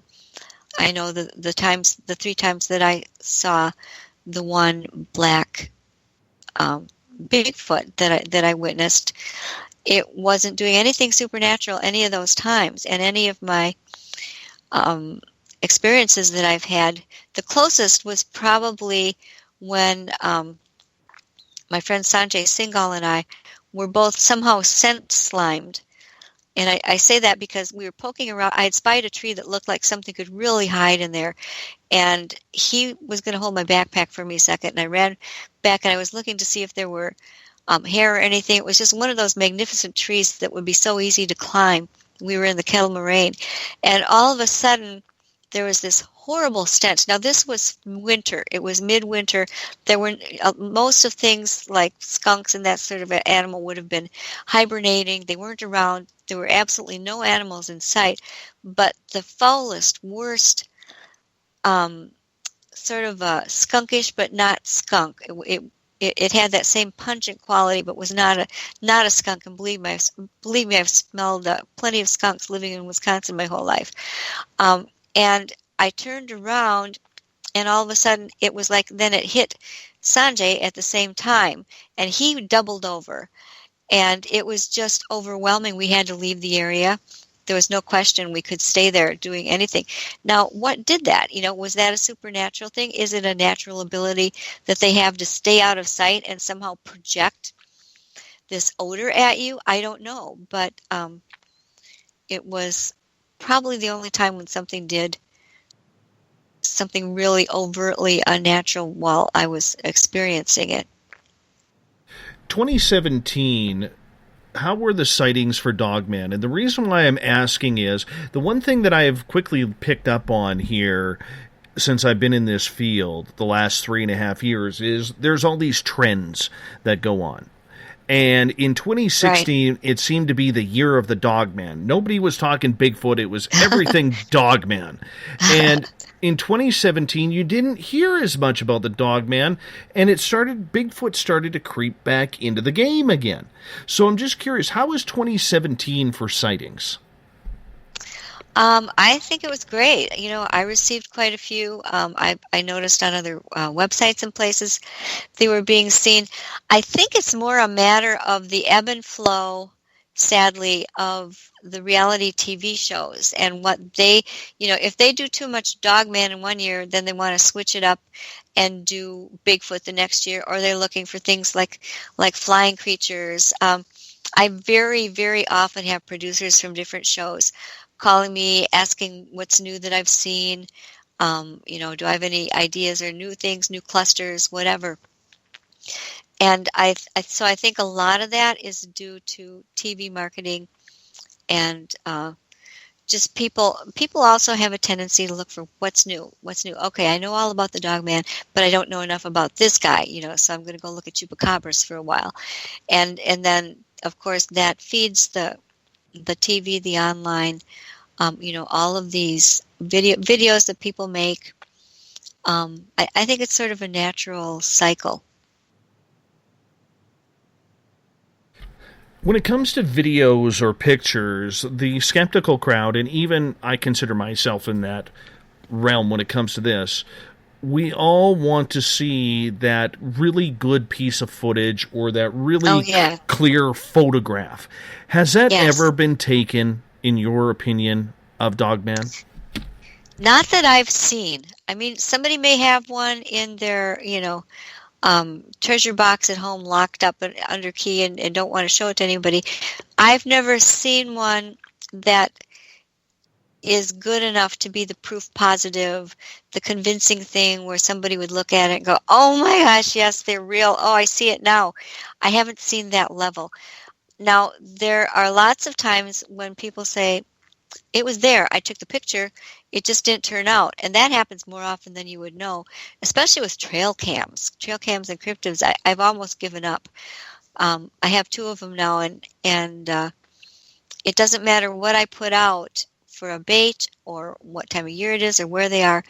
The natural animals will show up, but then there's always something that makes the screen go black or white. Or one time I even had the camera, which was tightly fastened to a tree branch, wrenched upwards so that only the blue sky showed for a second, and you could hear some rustling sounds, and then it was back in place and there was nothing there. So it's difficult to get pictures of these, and when you do, this is what a lot of people cite as more support for the idea that there's fluctuations in the electromagnetic field around them, or that they're coming from a place where their natural EMF is just a little bit incompatible with ours and with our world in general. And so that we've got instruments that are tuned to work at a certain vibration of matter and density. And therefore, when something different shows up, we're not tuned to receive it even on our cameras. I don't know if I explained that. That gets a little technical. I don't know if I explained that too well. But so it's not that somebody may well have been looking directly into the yellow eyes of an 7 or 8 foot Dogman take a picture and it still comes out blurry, and it may not be part of its movement too. It could be moving. It's very hard in a situation like that to stand and get your tripod stance with your elbows at your side for a perfect shot, and it stands still and lets you do it. That's what you need for that really great shot. And for a video, the best thing would be if somebody had video that also showed some sort of contrasting known object, so you could get a really good read on its height and its size, and that you could see it from all sides, and that you could see it moving. You'd really have to have almost all of that in there, and I really do think that the Patterson-Gimlin film comes closest to that, and I believe that that's an actual creature that they are photographing there or I filming. agree too. I really do. Just the way that you can see the muscles underneath the skin. And in the 60s, they did not have the technology to make that kind of a suit. Or boobs. Yeah, there you go. Yeah, why, if you were going to hoax something, why would you make it so hard? And they move and swing exactly the way that they should with the rhythm of the gait, and you see the hands are down farther than they should be if it was a human. That's very hard to fake. Just the footprints that they were finding around there, and you go into the footprints and all the things with the metatarsal break and things we've discovered that really distinguish them from other creatures. And you just have to go, But as far as I have not seen the perfect photo or video yet myself, other than that one. I think that's the best proof. There are other ones that, I know there's one where there's a Bigfoot running through some woods. There's one that was on a TV show where they reenacted a scene, I think it was Finding Bigfoot, where they reenacted a scene of a family that had watched what looked like a mother Bigfoot carrying a little baby going across a field. And their footage looked pretty authentic to me. That one is always stuck up in my mind too. But, we're all, and really, I really think it's better to be a little bit skeptical than just accept everything that comes your way. But one of these days, everybody in this field, I know, is just hoping that perfect video or the perfect photograph, and where there are wonderful prints and somebody actually put a ruler down or even a dollar bill down, so we had some sense of the size. That's my number one thing that I yell at people for. I always have a ruler in my purse just in case I see a footprint and I want to take a picture, and I can lay the comparison thing down next to it. You have to have, if you want to convince people with your photos, you have to do things like that. And I hope the day comes. I really do. I tend to think that some of these cryptid creatures have the ability to, I don't want to use the word cloak themselves, but almost play with technology and human eyes. And that could be. I don't know what it is, but just something makes me believe that. Maybe it was the pixelation I saw with the Bigfoot. Maybe it was the little wood nymph creature that I saw that was blurry in front of me. I don't know. But it just seems like not everybody can be a bad photographer, Linda. Not everybody, right. Not everybody can make a photo blurry on purpose. And yet these photos or these videos, there's nothing clear on them. And this is what I'm not understanding. So it's one of two things. Either they're blowing up the photo to make it blurry and pixelated, or these creatures, like you said with the trail cams, it's like they have the ability to manipulate what they are doing. Right. Yeah, I think that ability to manipulate all sorts of things, seems to come into play.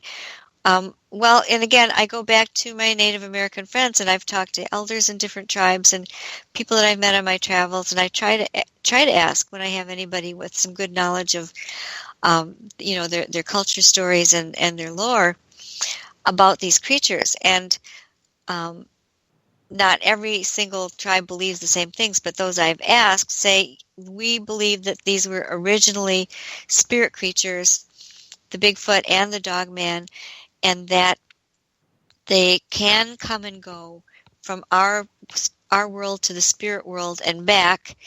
And, really you can sort of translate that into today's terminology of other worlds or other dimensions, and say that they go and come from these things. And some people call that pseudoscience to just even talk about it. I don't claim to be a scientist of any sort, but there's enough written out there for laymen now that you can read and sort of understand. And I think that's a premise everyone has something of a grasp on and will know what you're at least what you're meaning to say when you talk about those sorts of things. So you shouldn't feel ashamed to discuss things just because you don't have a PhD in physics. I want to get to some questions from our audience here, if you don't mind. Andrew on Twitter is asking, Linda, how do we know these creatures like Dogman actually exist in our reality? Physicists are discovering that not only do particles entangle, but they are discovering there is entangled time. Could Dogman be existing in a different place and time, and it just drops in at times when it wants? Well, I certainly can't rule that out. And people have written some really good books and treatises on that very topic. And it would certainly explain a lot of things, as to, how can you see so many animals in one area where we were not sure it could support a single wolf pack? Well, that would explain that. And then all of the pop-ins, the things that seem invisible. I've got people who write me and say, we heard something coming at us. We could hear the leaves crunching as it passed us in the woods. It brushed my hand as it went past, but not a single thing was visible. And this was in an area where Bigfoot was seen, Dogman had been seen. I think that's also in the Monsters Among Us book. It was in Tennessee. So they just do things that are not explainable, and the witnesses are reliable that talk about them in most cases. And, I actually held off writing a lot about this type of sighting for many years.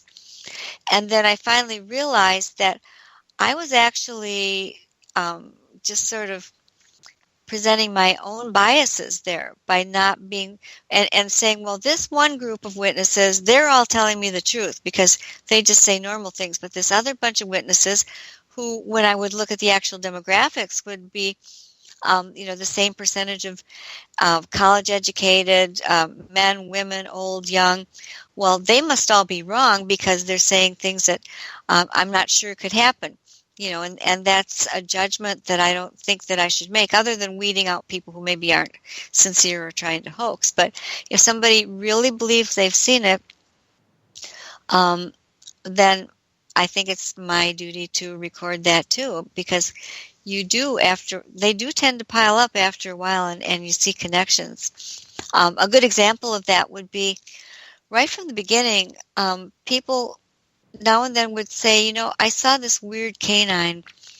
It wasn't one of those upright ones, but it got my attention because it looked at me really weird. It stared in my eyes. It was chasing me on the road. It bammed into my truck. Its back was even with the top of my passenger window. That's big. The most often compared thing that they say is that it was the size of a pony or a mini horse. But it was a canine, if you can imagine that. And there really is no dog breed that truly matches this. It would have to be a very huge, even, wolves aren't as big as people think. A wolf generally wouldn't come up to the window of somebody's pickup truck, right? I mean, they're just really, really large things, and also have more primitive features. They have like a larger head, sort of a round head. In fact, they're often compared to the wahila of the valley up there in north central Canada, the Owanis Valley. I don't know if I'm pronouncing it right, but it was something that was described. They also called it the head chopper, because where it was present, people would go up and camp out, and then they'd be found in their sleeping bags with their heads chopped off, or chomped off, I should say. And who knows what they did with them. They look like a long ago creature called the Amphision, which was sort of a bearish, doggish combination, and again had the very massive jaws for crunching bones. So the only trouble is they're not supposed to be around here anymore. They were supposed to be extinct many, many, many years ago. So that's a little hard to figure out too. Another question from Andrew on Twitter. Linda, do you get reports of dogmen in other countries across the seas like Asia or Europe? In fact, is there a different cryptic scene depending on the location and climate? So in a jungle, could there be cat people, for instance? Yeah, it's actually true. You get were animals. It's usually the top predator of whatever area that you're in. So you'll find. In jungle areas, there'll be were jaguars, there'll be were tigers, were bears. There's the were fox in Japan, where they don't have a lot of the large animals.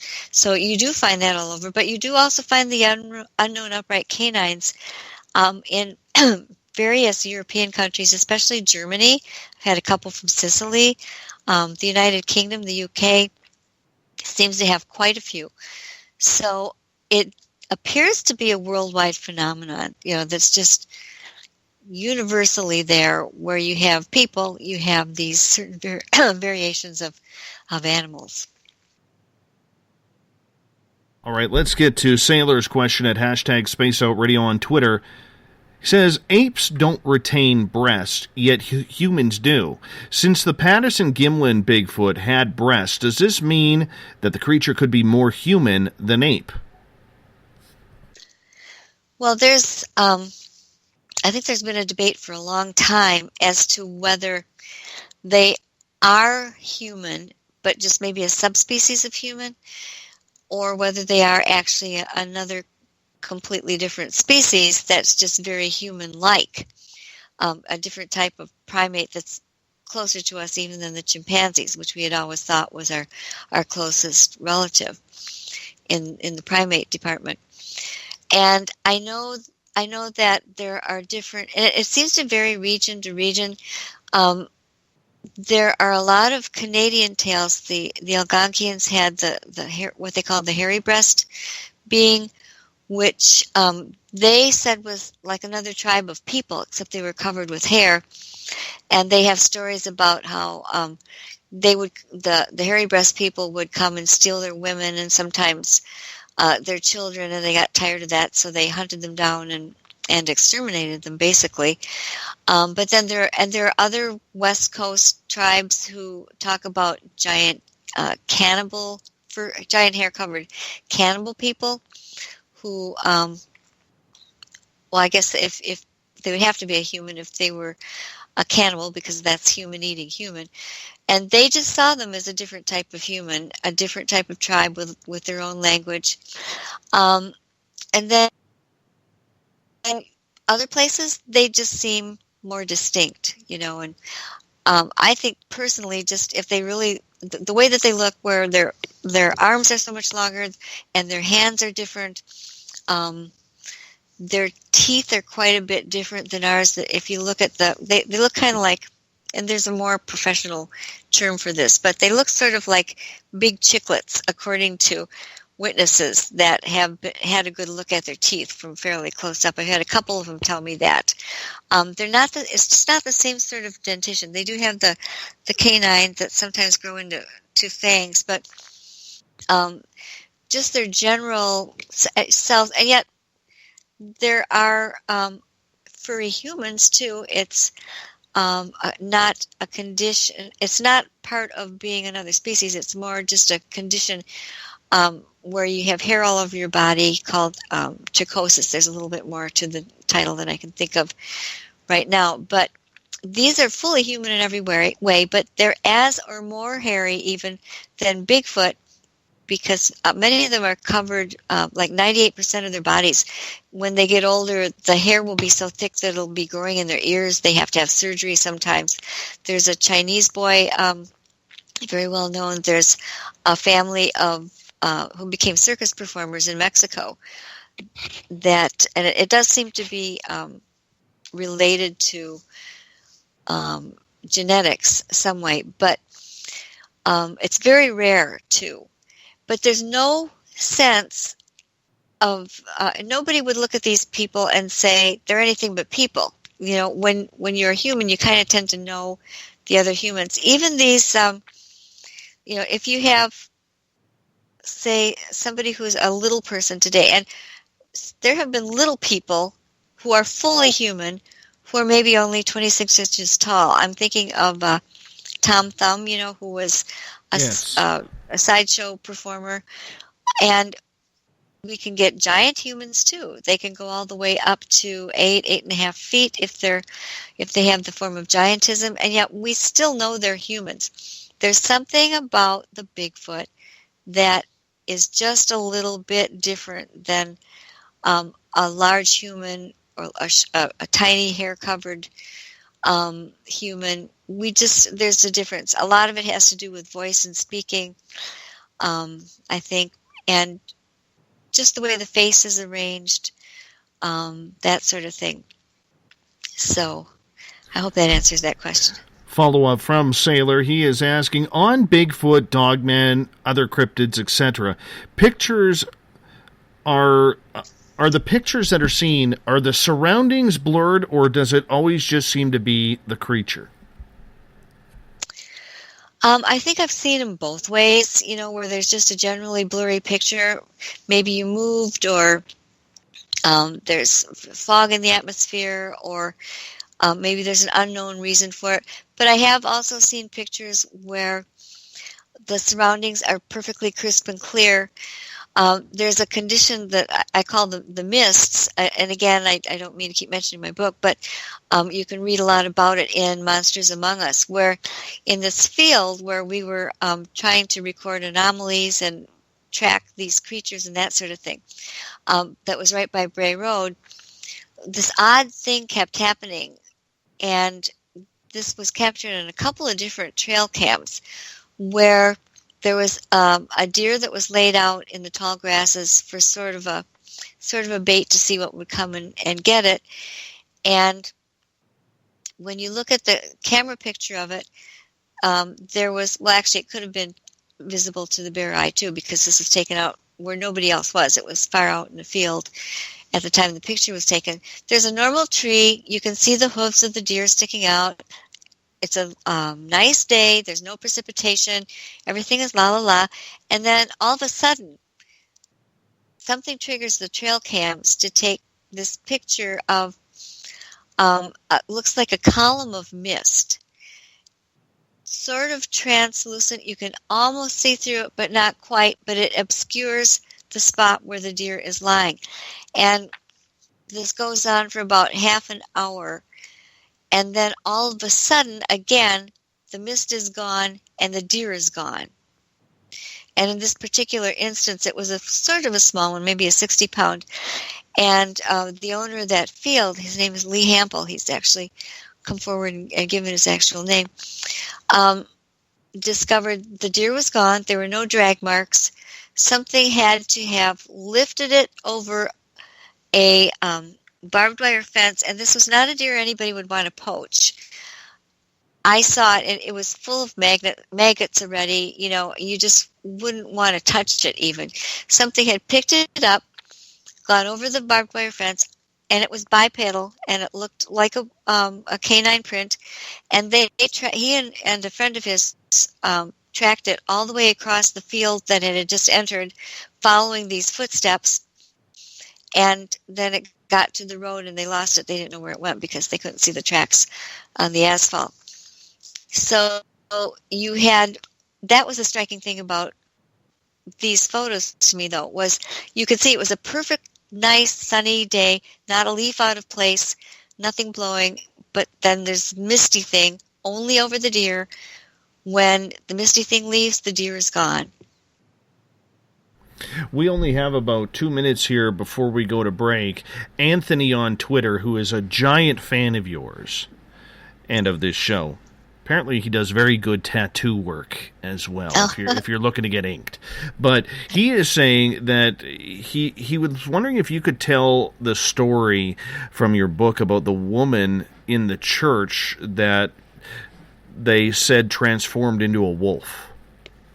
Yeah, this is one of the wildest things that I've ever received from somebody. And I always say up front that I met these people. It was a husband and a wife, a nice middle-aged husband and a wife. The husband was had served in Vietnam, and just salt of the earth people. They'd been carrying this around within them for 12 or 13 years, and I met with them in person. I brought my husband, the truthometer man, along with me one time, and then another time.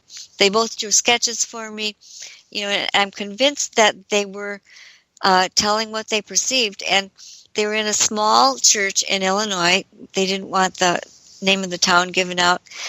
And the churches were arranged in sort of a horseshoe shape. So if you were sitting in the front row, you were looking directly across at the person who was on the end of that pew. And they had come late that day, so they ended up getting the front pew in church. And a woman came in that they didn't know very well. They'd seen her a couple of times and sat down. They said she was just, very nondescript in appearance, very plainly dressed, just, kind of dark hair. They didn't really think too much, but they noticed she was sort of fidgeting and acting a little weird. And the minister gave the sermon, and then normally what he would do, he'd take his Bible, step down from the podium, join his wife, and then they'd have like a song phase that was led by something else. Well, when he finished and he picked up his Bible to step down, they said this woman suddenly jumped to her feet and let out this horrific roar.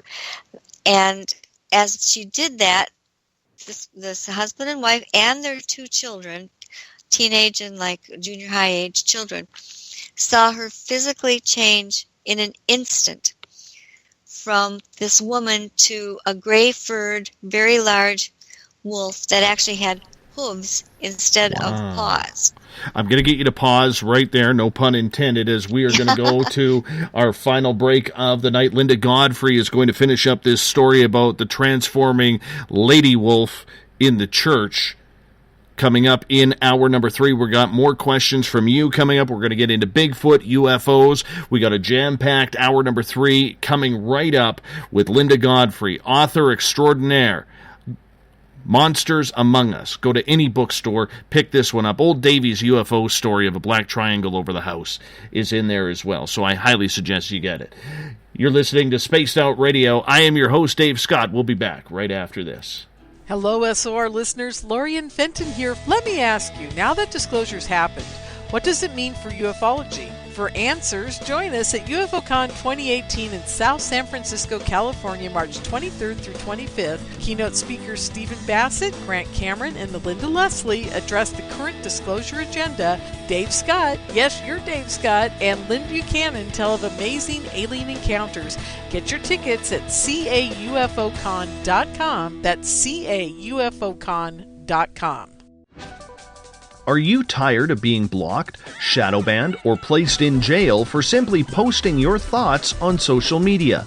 Social Media Freedom can take care of that for you.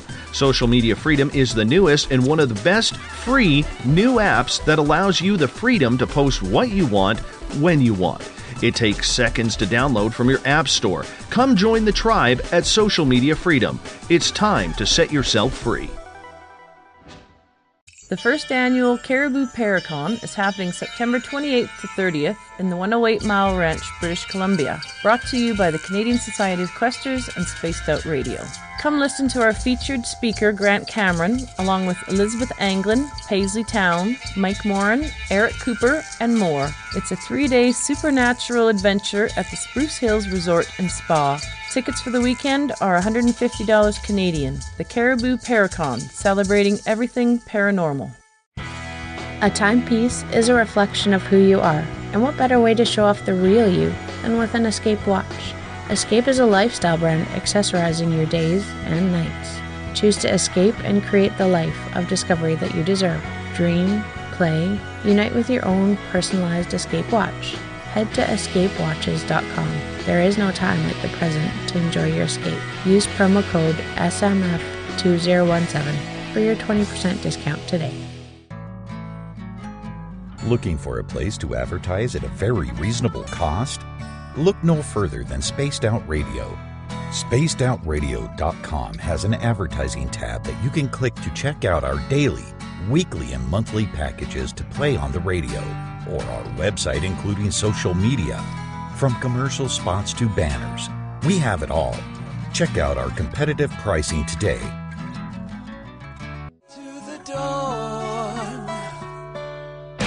We're lighting the void on Saturday nights on Spaced Out Radio. Hey, this is Joe Roop, and I'm hanging out in SOR headquarters every Saturday night, bringing you the latest news when it comes to the weird and strange. Bigfoot, occult, UFOs, ghosts, and everything in between, I got you covered. You can tune in to SpacedOutRadio.com starting at 9 p.m. Pacific, midnight Eastern Time. Come travel into the void with us on Spaced Out Saturdays. Not ready for bed on Saturday night? Right after Spaced Out Saturdays, hop on over to S4 with Corey Ruiz and me, Eric Cooper from Forest Moon Paranormal. With S4, there are no limits to what we try and uncover. From government conspiracies to helping clean up the paranormal, no topic is safe on S4. We get to the heart of the matter, of the subjects you want to learn more about. So tune in on S4 starting at midnight Pacific, 3 a.m. Eastern, only on SpacedOutRadio.com. Visit purpleplates.com today. For over 40 years, the Purple Energy Plates have been delivering amazing results for their many customers. Inspired by the great genius Nikola Tesla, the harmony, healing, and energetic effects of the plates have proven over and over to be beneficial and often miraculous to thousands of customers. Check their site for daily specials and choose from their many energy products. You won't be sorry. Visit them today at purpleplates.com. Hi there, I'm Butch Witkowski, lead investigator with U4Cop. On the final Monday of every month, you can listen to me and host Dave Scott on Spaced Out Radio's Strange Days. We're going to get to the heart of the matter when it comes to what's happening out there. People are seeing and experiencing things from ET contact to Bigfoot, and I want to hear about it. Your experiences are what we investigators need to help solve these unknown mysteries. So tune in at spacedoutradio.com to the final Monday of every month from Butch Witkowski's Strange Days. This is Eric Markham, news editor for the Spaced Out Radio's The Encounter Online. We have put together a great team of writers and journalists from all over the world to bring you top-quality paranormal stories. From alien encounters to the latest conspiracies, you won't find any of that fake news here. True stories and top-notch reporting as we look to bring these experiences to the mainstream. The Encounter Online, only at spacedoutradio.com. Do you want to know the truth? Do UFOs exist? Are aliens real? Are the governments hiding the biggest secret in history?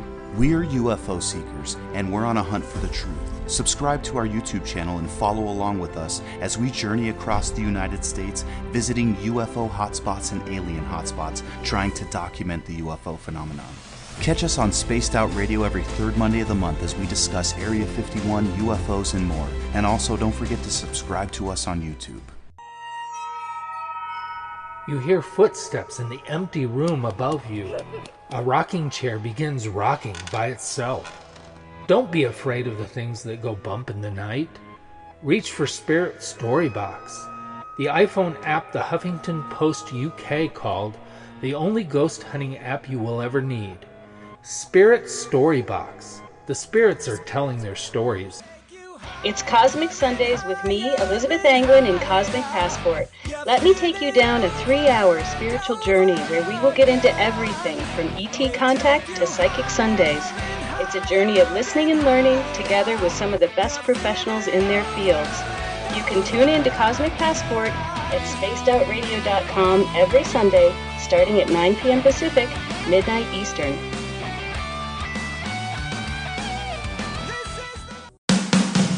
The views and opinions expressed by tonight's guest and topic of discussion do not necessarily represent the official policy or position of Spaced Out Radio, Spaced Out Weekend, Spaced Out Radio Limited, its hosts, syndicated carriers, or anyone associated with this broadcast. You're listening to Spaced Out Radio with Dave Scott. Follow Dave on Twitter at Spaced Out Radio and hashtag Spaced Out Radio, and on Facebook Spaced Out Radio Show. Now, back to the program. Welcome back to the third and final hour of Spaced Out Radio tonight. I am your host, Dave Scott. Great to have you with us. Tomorrow night on the program, paranormal researcher Nicole Strickland is going to join us. We're going to talk about paranormal practices, the do's and don'ts of the paranormal investigation, starting at 9 p.m. Pacific, midnight Eastern Time at spacedoutradio.com. We want to welcome in everyone listening in on WQEE 99 Rock the Key down in Noonan, Georgia, home of The Walking Dead. We are live as well on the United Public Radio Network, 107.7 FM in New Orleans and over 160 countries around the world. We're also live on the Fringe FM, and if you're listening in on Revolution Radio, remember the Double R Machine is a donation station financed by you, the valued listener. Head on over to revolution.radio and donate today. Bill Cardwell has set the password for tonight in the SOR Space Travelers Club. Quick idlibit, or what is it? Quick idlibay. Quick idlibay? Is that it? I don't know. Bill sets a password each and every night right here on the mighty SOR. Now, if you want to follow us on social media, you can do so on Twitter at Spaced Out Radio. Use the hashtag Spaced Out Radio if you want to connect live with us during the show as well. Give our Facebook page a like, Spaced Out Radio Show. We are live on Periscope.tv. Every single night I'm on the air. You can follow me on Instagram, Dave Scott SOR. Subscribe to our YouTube channel. Go to youtube.com/Spaced Out Radio. We're on iHeartRadio in the United States. TalkStream Live. Tune us in on TuneIn. Download and subscribe to our shows on iTunes. Our website is spacedoutradio.com, where we have a plethora of features for you, including shopping at the Spaced Out Radio store. Rock out to some Bumblefoot.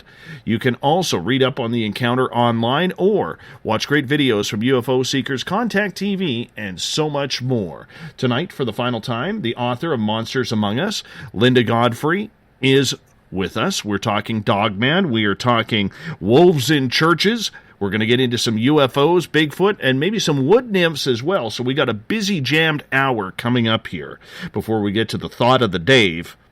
And Linda, right before the break, you were telling an amazing story about how a woman transformed from a woman to a werewolf inside a church. Well, she was the form of a werewolf. I don't know really what she was. The interesting thing was that she transformed instantly, they said, and there was she was wearing like a white blouse and dark pants or something, and there was no clothing on her. She was just gray fur, and the shoes and feet had disappeared, and she had these hooves, and was just a horrific sight. And they're just sitting there in shock, trying to figure out what they're seeing. And it just happened that the pastor was at that moment when he was stepping down with the Bible, and he seemed to sort of know what to do. He, shoved the Bible at her, commanding her to stay back. And there were a couple of ushers up in the front who grabbed her, got her down on the pew before most of the people saw it, because most of them were getting their hymnals out, and few were they're pretty much preoccupied. So not too many people saw it. Some did. They all heard the scream, but nobody knew what it was. And when they got her down on the bench, she immediately, the wolf image left, and then she was just this woman again. And when they walked her out of the church, these two ushers, she was just, herself, and people were wondering what had really gone on. And the wife said, she could hear people saying, "Did you see that? What was that? What was that sound?" And it was just something nobody wanted to talk about. And they did have poltergeist phenomena in the church for a while. That church is no longer there. For some reason, another building nearby was kind of commandeered, and the church, this became part of another building, and it's no longer there or used as a church as it was in that time. And the minister left and went somewhere else. She said, because I was hoping I could find another witness from that church, and they said, really, it wasn't a big congregation, and a lot of the population were elderly. They had either passed on or moved away, and then the church itself was taken apart, so everybody found other places, and they didn't know where else. But they gave me a lot of things to check out. Everything I checked out completely matched. I'm convinced that they saw this thing, and the husband drew a really good, very visually helpful drawing of it that's in the book as well. So and they said, the kids asked them about, Mom, Dad, what was that? What was that? And they tried to tell them it was just some, trick of shadow or something. And she said she remembers her teenage daughter going, do you think I'm stupid? It wasn't that, it was what we saw. So that really has stuck in a lot of people's minds, and it answers a lot of questions. Perhaps that's why they're seldom seen. If there is such a thing as a shapeshifter, they're not always seen in clothing. It almost seems like something was projected over the appearance of this woman to give her a secondary appearance. It's hard to say that. For me, that's a little easier to accept than to believe that her whole form was just completely transmogrified into something different. But again, we don't really know. We don't know for sure what it was one way or the other, just that it was really, really weird. That is horrifically strange. Trip has a question, and he is asking, Linda, how do you find your information? Do people at this point just come to you to get it? They always have. I mean, it's been that way from the very beginning, and it still happens that way, and I appear on enough radio shows, and I've been on quite a few TV shows doing the talking head thing. So they see me or hear me there. Very often that's what does it. Or oftentimes they'll have an experience and be freaked out of their minds and come home and just start Googling, and either my blog, which is lindagodfrey.com, by the way, and which has a form for reporting things. So they'll find my blog or one of my Facebook pages or something, and then get in touch with me. I want to switch gears here a little bit, because you have had a Bigfoot experience. And you are also kind of branching out, and you've been getting a lot of like elves or wood nymph type reports coming in as well. Do all of these types of topics really pique your interest, or is it just par for the course that once you get into one, you're going to get reports from the others? Well, I think both of those things are true. I'm really interested in all forms of these unknown beings. What are they? Why do they appear together so often? What is it that they're looking for? What are they trying to do? How should we act around them? There's that curiosity about all of them, and I don't see why one creature is any less interesting than the others. So it's, and I'm sorry, I forgot the second part of your question. It's getting late in the third hour here. No, I fully understand. Just in regards to, do you enjoy looking and researching these different types of cryptids as well? Yeah, I do. There's always something interesting to find.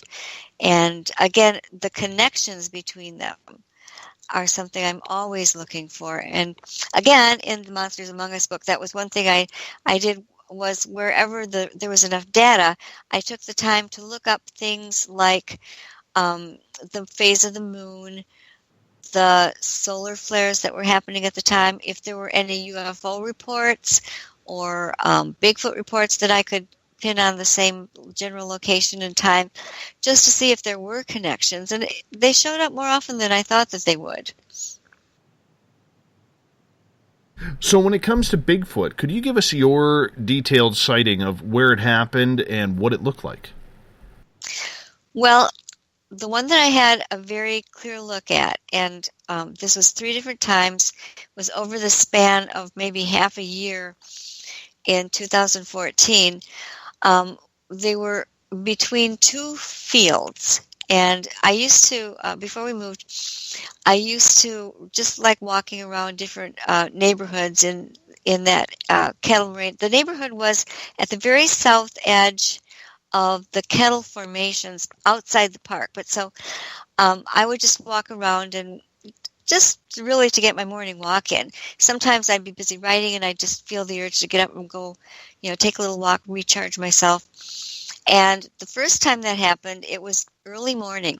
And I had just gone for an early walk up to a field that I always like to look at it because there were sandhill cranes that had nests in it, and I'd often see them there. And sometimes they'd be standing quite close. Well, that morning, I'm walking past there, and I wasn't thinking, I had my mind on something else.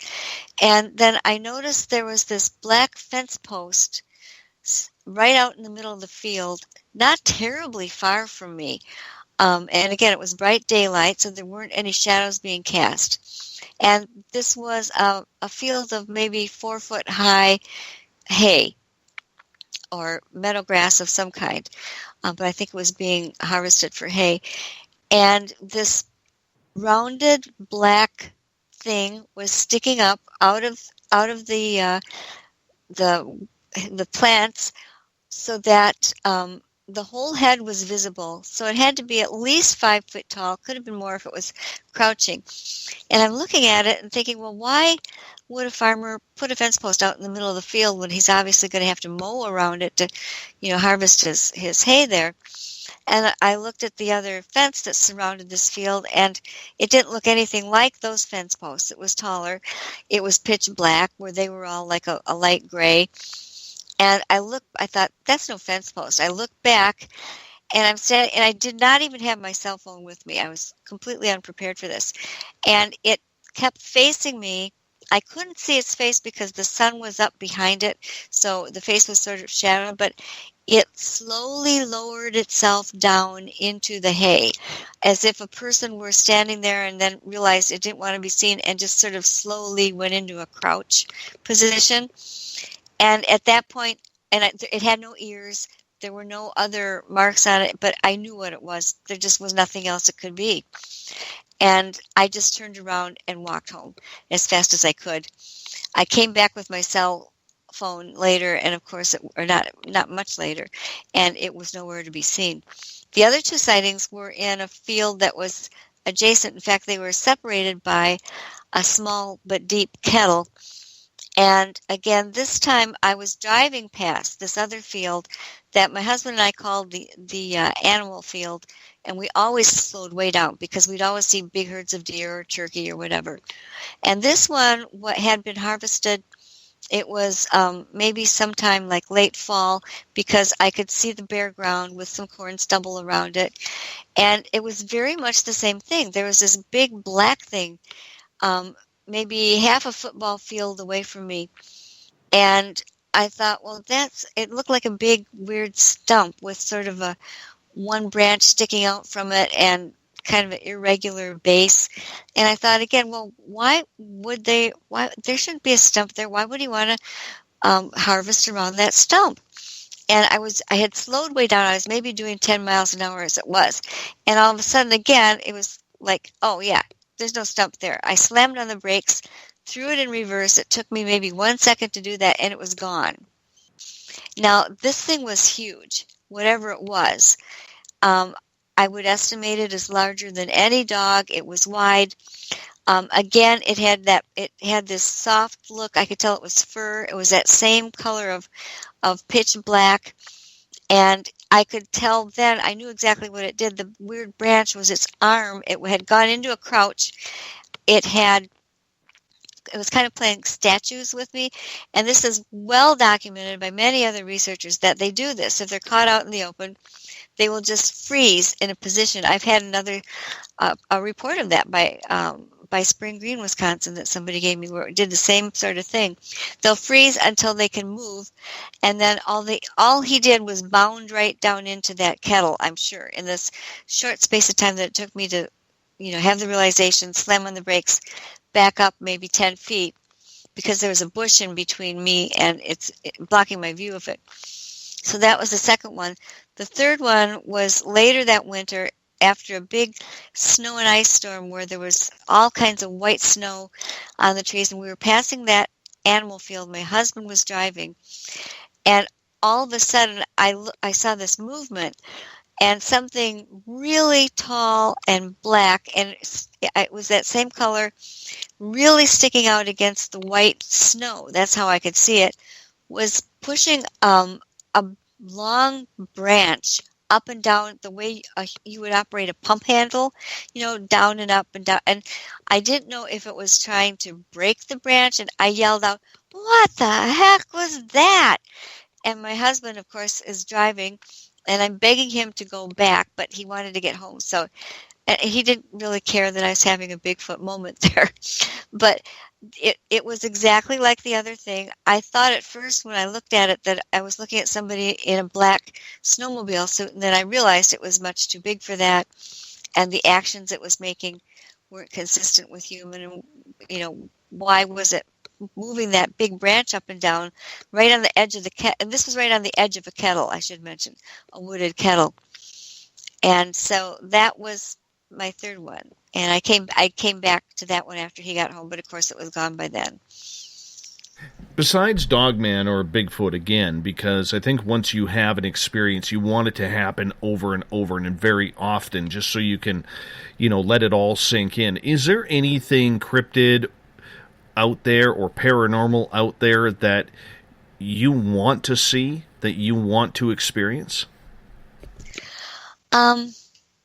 I think I'd like to see one of the giant birds, the ones, not necessarily the ones that look like pterodactyls, but the ones that look like massive great storks. I've had somebody, my American Monsters book starts out with a sighting, a man that I visited the site and interviewed, and the one he saw was flying above the road, and its wingtips touched both sides of the road at the same time, and I measured it, and it was 22 feet, and it was just majestic, and I know other people who've seen these giant white stork-like birds, and they feel so special and blessed. It's sort of a different feeling.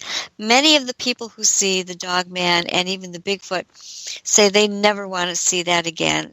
It was just too big of a shock on their systems, and they'd rather not. And frankly, I keep my eyes peeled, but I'm not sure that I want to have an experience with seeing the Bigfoot again like I did, especially out in the open, daylight, not that much distance between me and it, and I was a little bit shaky after each of those experiences, because you realize you're seeing something that shouldn't be there, that most people don't see, and I'm not sure that I would want to come face to face with one closer. Are you a firm believer that Bigfoot allows you to see it rather than you finding Bigfoot on your own? I think that's probably true in most cases. I've read a few stories about people who just seemed to kind of surprise it, and then it looked angry at being seen, or acted defensive about its territory, that sort of thing.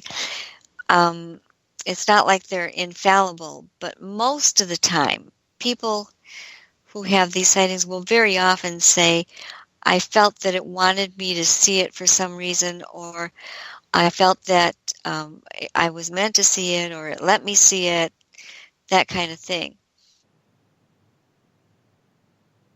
I think there is something spiritual and, almost telepathic about that, about the creature, because it's funny, because months before I had my sighting, I just knew it was going to happen. I don't know why, I just knew. And Wow. then all of a sudden, 6 months later, it happened. And there were two of them within 100 feet of us. And the majesty of the split second that it really lasted, it's amazing how that gets etched in your mind, because, you want to follow it, you want to continue it, but you don't want to be attacked or anything because you don't know what they're like. And I firmly believe that they are some sort of spiritual being that has the ability to make things happen. I know I'm in the minority. I know the skeptics out there, when I say that, are probably rolling your eyes. There goes Dave, all in his woo-woo crap again. But I honestly do believe there is something very spiritual about Bigfoot. Dogman, I'm not sure about. I'm really not sure about that. But even you have to admit, Linda, when you had your experience with Bigfoot, it gives off a type of energy, as everything does, where you know when that energy is around now. So if you're in the forest and you feel that energy, you're now going to stop, you're going to take a look, and you're going to scan your area to see if it's there or if you can see it, because you can feel it. Would you agree with that these creatures do give off some sort of energetic presence? Yeah, I think that's true, and I think many people would agree. I did have an incident where I was much closer to the actual creature. Maybe a couple of them where I didn't see it, but and you can go to lindagodfrey.com and you can go to search for Bigfoot branch in the little search box, and it'll pull it up. This was in 2012, before I had those other experiences, and maybe 100 feet away from me, something that was like 40 feet up in a very old big oak tree that was growing up out of a kettle. I was standing on a kettle ridge.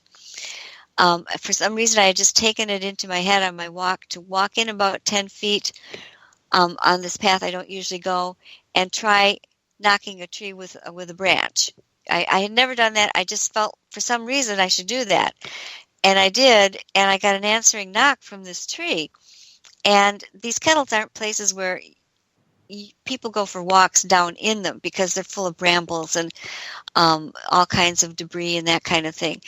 So I didn't think that it was a person, and I kept trying another knock, and and then I'd hear big rustling, and I wouldn't know what was going on. And finally, there was a big crack. And now this was a perfectly calm, no wind, no nothing. We hadn't had any storms.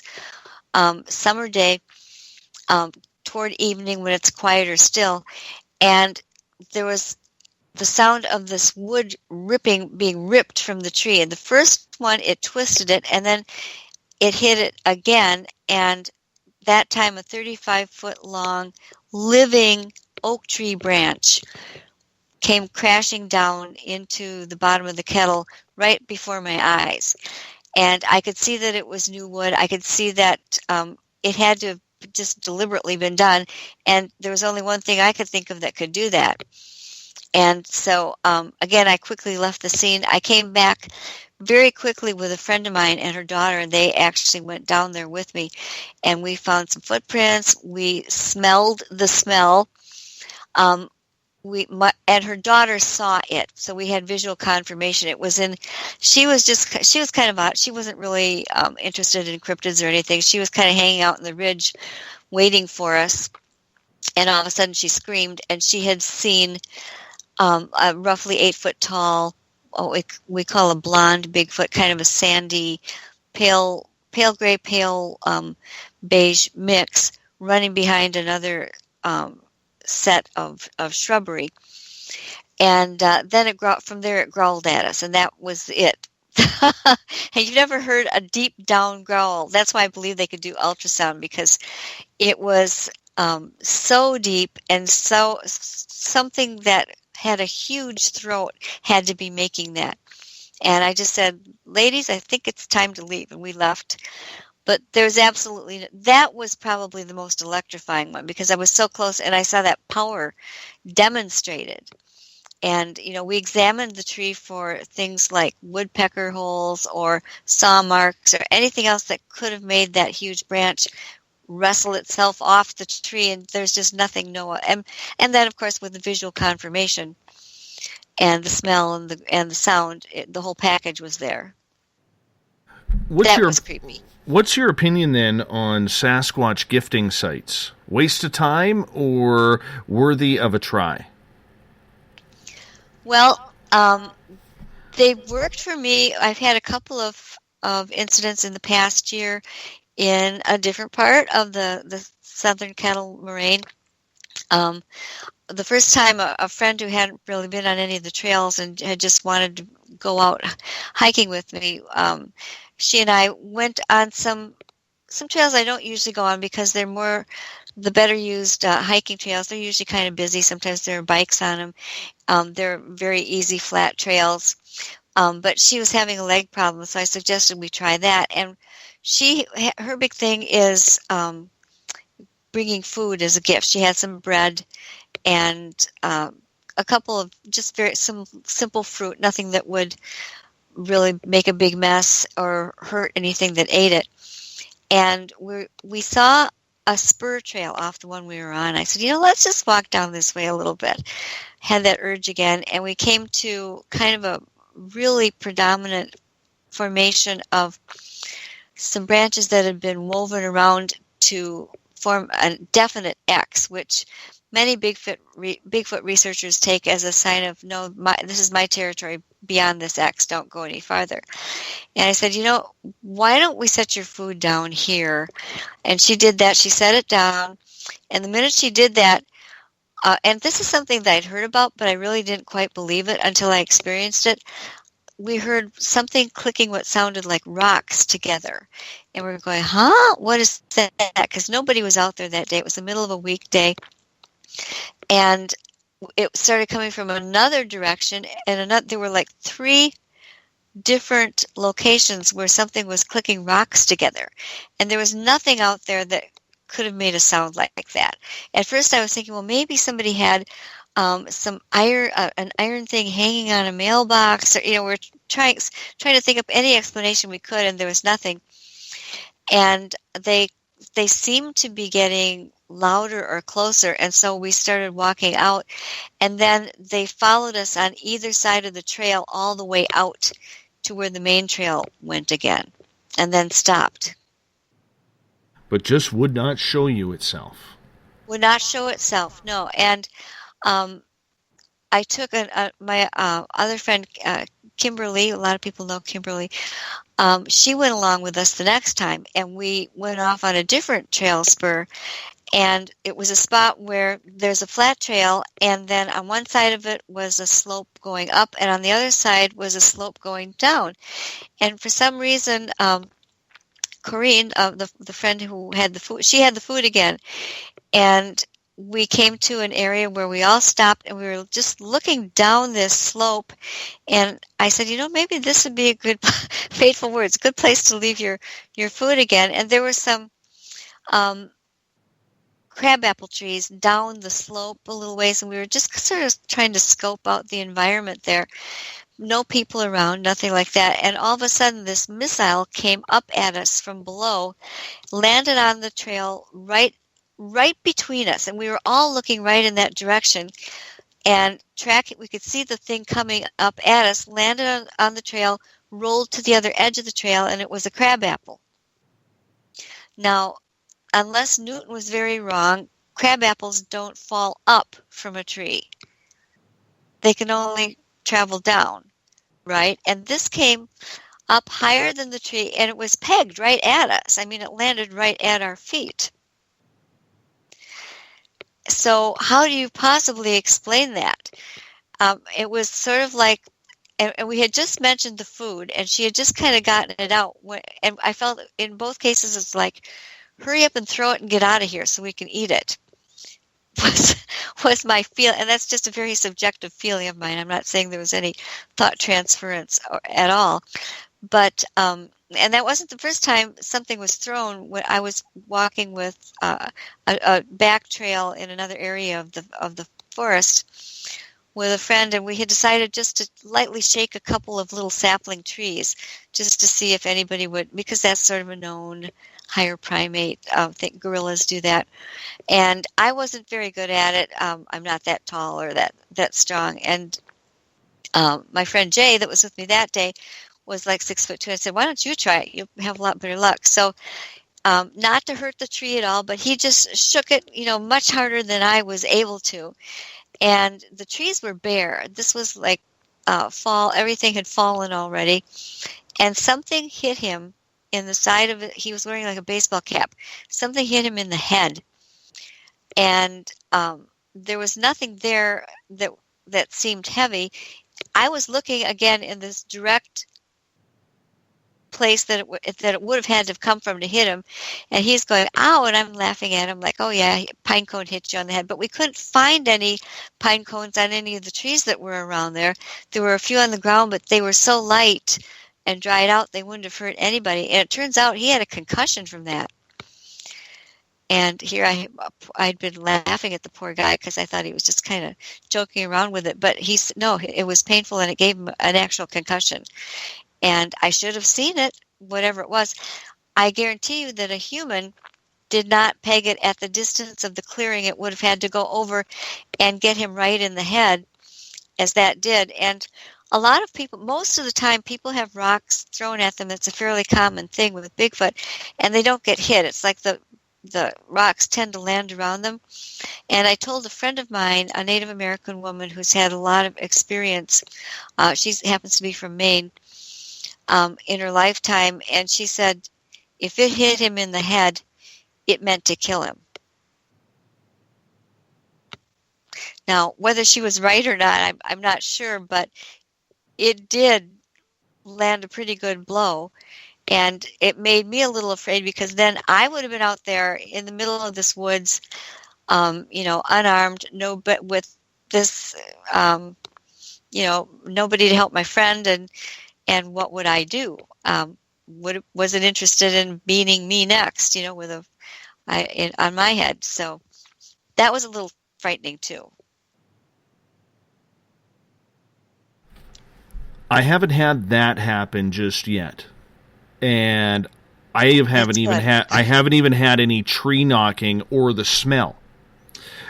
We have had heavy footsteps. We're not sure if it was Sasquatch or if it was a bear or a moose or something along those lines, but it was a big creature, a big creature, and it was 3 steps, and bears are known to do that.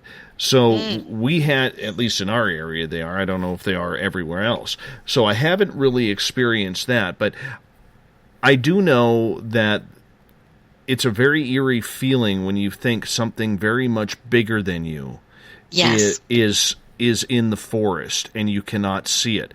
Now, I don't know what the forests are like down there, but up here, compared to where I lived down on the coast by Vancouver, the forests are so much different. Here they're thicker, they are, everything looks the same, and you can get lost very, very quick. Whereas down on the coast, there's so many trails and everything that eventually you're going to hit a trail. You know what I'm saying? Right. So yes. I wasn't so worried about that down there as I am up here. Do you have that concern when in the wilderness? Are the forests very thick down there that you could get lost on a moment's notice? Well, I have been kind of lost in the kettles on occasion. They aren't super thick, but the foliage, especially in the warmer months, grows pretty thick that way. It's probably not the same tree density, but when you start traveling even an hour, a couple hours north, you see the trees sort of getting thicker, and you get farther up north in Wisconsin, and then you have all these big tamarack bogs and lots of pine trees, and it gets very, very thick, probably, fairly similar to that. I'm very curious because I really think this is going to be our year. I really do. One more question about Bigfoot before we get to UFOs, and then we got to get to the thought of the day, which we're going to have some fun with. Why is it for most Sasquatch there's only ever one print? Very rarely is there a true track of prints. It always seems to be just one. Have you noticed this as well? Usually, I think if that happens, part of the problem is that it's very hard to find a material that you can step into, and it'll go for a long distance, leaving a long trackway of perfect prints. I think it's probably very often due to that fact. For instance, I've found some prints in the kettles a couple of times. One was one that I thought was maybe a juvenile, and I'd had somebody in the neighborhood had seen one, I think was a juvenile, and it was about 8 inches long by 4 inches wide. And I'd also seen some very much larger ones that were more like 18 inches long, and there were only single ones. But the reason I could tell was because the soil is so uneven, having been carried there by the glacier and just sort of deposited. It's full of pebbles and rocks and things, that it's rare to find a spot where you can step in and the footprint will show itself. Usually it's all obscured by tree leaves and forest floor and those pebbles. So sometimes you can just figure it's because of that. But if you've got, like, say, a nice big field of snow or a beach where the sand is just right, and then you only see one, then you have to wonder how it got there and where the other one should be. It seems like there are fair numbers of trackways. I've seen trackways with the Dogman. I've had, taken pictures, gotten some pretty good photos of very large canine prints on 2 legs. Actually, in both cases, they had been chasing a deer. You could see the deer print still, too. So it might just be good luck in finding the right sort of medium to make the print. But I'm sure there are other reasons too. I feel there's seldom one single answer that tells you all about any of these creatures. You've been also chasing around elf reports lately. Well, I don't know if I've been chasing them exactly, but they've been coming to me. Yeah. I had one that was pretty interesting. From Victoria, BC, Canada, located near the the UVIC area, which is near a university. Yeah, that's University of Victoria, UVic. UVic, yeah. And this was a person. It was supposed to have happened in July 2014. And right around sunrise, he was delivering newspapers. And he said there's a wooded area that surrounds the entire university campus. And I was on the southwest facing north at this point, 37 years at the time, doing the paper route due to needing emergency money being required. And he saw this little man. He drew me a nice photograph of it, and excuse me, not a nice photo. He didn't draw me a photograph. He drew me a sketch or a drawing of it. And he said the first thing he noticed was there was an owl squawking really loudly and weirdly, and he could hear it right through the headphones that he was wearing to listen to his music. So he took them off, and then the next thing he knew, the owl stopped squawking, and there was this deadly silence that is called or referred to as the Oz factor. Jenny Randall's created that saying. And in this silence, he saw, and I'm going to try and read this from his own words, there were a bunch of little weird light formations that were pulsing or strobing. And then he saw one little person that he didn't know if it was a hat or its head, but it had this tall, pointy head with kind of pointy ears next to it. It had like solid black eyes and an open mouth. And he said, notice how his one leg is bigger than the other. That's because he was stepping into my world. And I wondered if I was doing that to him. He was about 4 feet tall. And although he drew the picture with the eyes and mouth looking black, he said they weren't actually black. They were like strobe lights pulsing with different colors. And he said I could still see the forest behind him, or half of it. It really looked like 2 worlds had overlapped. Both worlds looked transparent. I could have sworn I even saw a checkerboard pattern on the ground linking us together. Now that's freaky, actually, very, very creepy. And there were other little lights that were kind of pulsing and strobing around him too. So it wasn't just the figure, it was these light anomalies at the same time. Little wood nymphs, or elves. As long as it's not garden gnomes coming to life, Linda, I'm much okay with that. Much okay with that. I have a lady and a gentleman garden gnome on my front porch, and I actually have a novel written about a type of gnome that may be coming out in the next year. So yes, well, I can tell you right now, your house will never be robbed by me because those little things scare the daylights out of me. They scare the daylights out of me. And they can be pretty mean, I guess. And as I talk about this, I've just opened up the door where I'm going to be absolutely blasted by gnome pictures now. And and everybody's going to be making gnome comments, and sure enough, here they come. Yeah, the audience can be cruel sometimes. They can be cruel sometimes. We're going to play a little game coming up here. Every day, Linda, we do this little piece that I like to call the Thought of the Dave. And I'm going to fire up the music here momentarily for it. You're not going to be able to hear it, but the audience will. And I'm going to hit you up with this question momentarily. So I want you to give this some big thought. Who wins in a Dogman versus Bigfoot fight, and why? And I want you to think about that, because we're going to fire up the Thought of the Dave and get to your questions and answers that you put in on my Facebook page today, right now.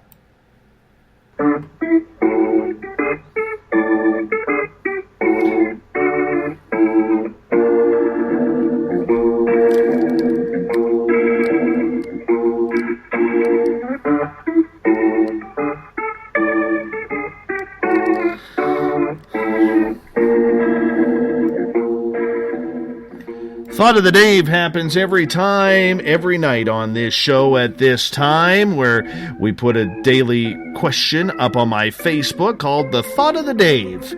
Yes, I like the play on words. And I ask you a question, and we'll read out your answers on the air. So, for instance, like I just said to Linda moments ago, who wins in a fight, Dogman or Bigfoot? And why? Now, no foreign objects like steel chairs either. I know the champ won't like that. But nonetheless, Linda, I need to know, if you're putting money in Las Vegas, Bigfoot versus Dogman, middle of the forest, who do you think is winning? I'm going to go with Bigfoot, because they're normally just so much weightier, and they have a lot more bulk. They've got enormous power and strength in their arms, and these big teeth. They don't have all the really sharp fangs that the Dogman has, but I just think that strength plus the possible ultrasound factor might just win the day. See, I'm thinking Bigfoot, because of the strength. He takes a few bites, maybe a couple of suplexes, from Dogman, because Dogman has the speed and the agility. Right. But I think eventually what happens is Bigfoot breaks off a good-sized tree, swings it at him, knocks him out cold, Hook jumps on the ground, pins him for the 3 count, and fight over. That's what I think happens. I may have an overactive imagination, but that's what I'm going with. I was thinking that he breaks off the arm of the Dogman, because they just reportedly have such massive strength, and the Dogman's no slouch either. I mean, I've had people report seeing them tearing apart their dog, but it's just when you've got that sheer size and strength going for you, I think that's going to be hard to beat. All right, I'm going to read some listener comments, and I'm curious to see your opinion. Coral is saying Dogman, although I've never seen either one, only read and heard stories. In her estimation, their sheer wickedness and large pointy slashing claws make him my odds-on favorite when the fur starts flying. That's a good argument right there. The claws may have something to do with it. Yeah, it is. It is true. All witnesses say they have larger than usual paws. Some say that they even look more like hands with claws, but they all say the large claws. And I've seen the points to those claws in the photographs I've taken and when I've found the tracks. So yeah, that holds a lot of water. Edie Kaido, who I think you need to get in touch with, she's in Indiana, and she has a lot of success with her Bigfoot gifting site, including she has a plastic bottle that had juice in it. She got the teeth marks and the canines, everything in there. She's got some incredible evidence. She says, sorry to say, but Dogman, they are more animalistic than Bigfoots. Even their physical makeup says they'd be formidable opponents with their claws and sharp teeth. Bigfoots have human teeth, just bigger, and human hands and nails. Yes, they have the sheer strength to their advantage, and if they were to get the upper hand in a fight, they could break Dogman in half.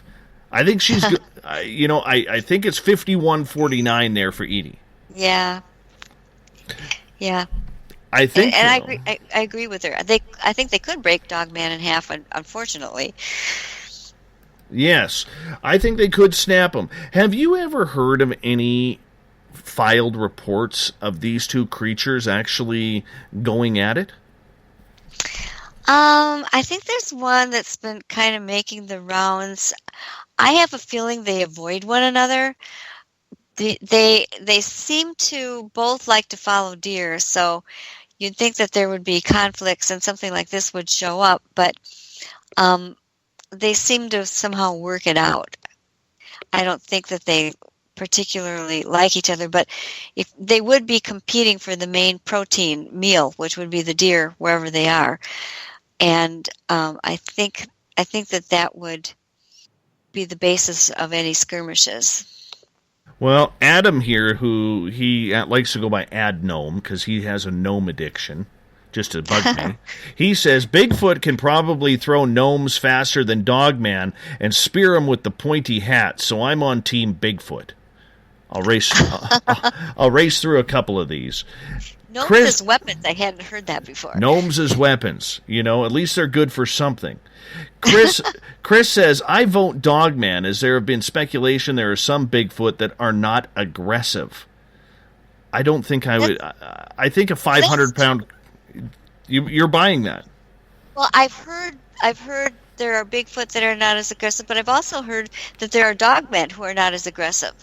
And I guess it sometimes gets down to individuals. If you had a super non-aggressive Bigfoot and one of the more aggressive Dogmen, it would switch the odds. But I really think that they both can act aggressive if somebody's invading their territory, but they can. But that even will vary according to the individual, just as with regular, any other primate or any other canine. Sylvia says, with those mighty arms, I say Bigfoot. Maybe that's why the guy made the movie King Kong. Maybe he lived back then when there were giant apes, or maybe he saw one and never told anyone. Could be. Now, Brian has a good story. He goes, Dave, it's not actually a thought, it's a reality. There are numerous reports of Dogman and Bigfoot fighting each other over the years. Both have claimed victory and both have been defeated. It depends on the size and actual creature fighting the other creature to see who the victor is. And on another note, which is a good, reliable thought process, is that if you come across either Bigfoot or Dogman, then the other exists in the same area. Most often their properties are divided by a stream. Each of those stay on their own side. However, there are times when each will cross the other side for whatever reason.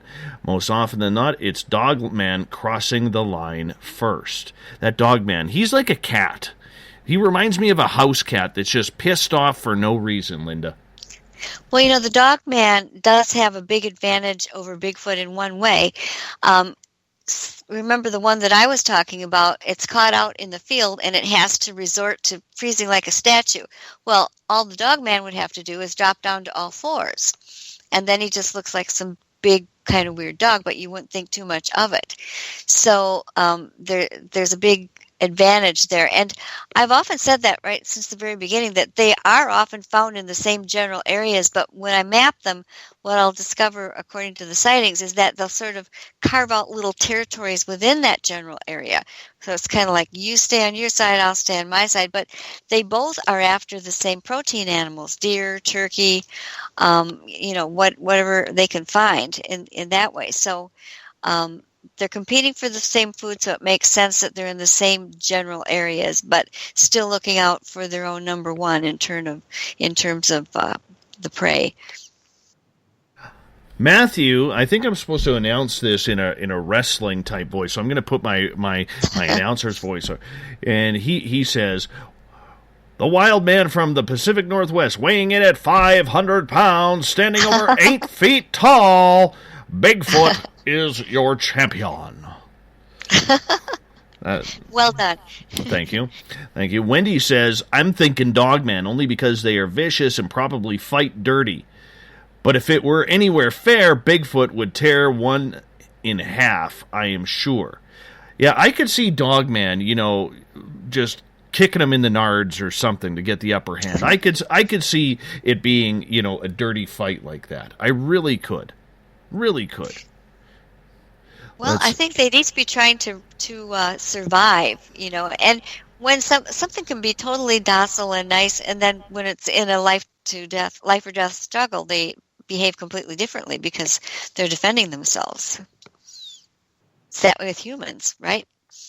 I love Marty's comment on Twitter at #SpacedOutRadio. Could it be up to what breed of dogman? A Rottweiler dogman would be a more formidable opponent than a poodle dogman. I don't know. For sure. Poodles are good hunting dogs. They're underrated. They are underrated. I mean, any man who owns a poodle, you do have to point and laugh, but they are underrated hunting dogs. Well, the regular poodles, if they're not the miniature ones, can be quite large and quite intimidating. I have a good friend a good friend who has one of those, and it's pretty big. I'm always shocked when I see it as to how large it is. So they're not sissy dogs. Jeanette says, is it a last man's whatever standing cage match? No, we're not putting this in the octagon or a cage or a hell in the cell or anything like that. We're just getting a brass tacks, good old-fashioned forest fight. That's what we're doing here. Paul believes Sasquatch beats him. And I think the best comment of the day goes to Dennis from Edmonton, who says, I don't know, but I'm turning this into a B movie. By the time Dogman vs. Bigfoot 7 comes out, the final battle, I should be rich. Oh, yeah, that is a good one. Yep, if it follows in the line of the old Japanese movies, every monster would end up being versus another monster at some point. So it's bound to happen. I agree. Linda, please tell everybody about your website, your books, where they can find them. We got about a minute here for you to promote yourself because you've been so awesome to us tonight.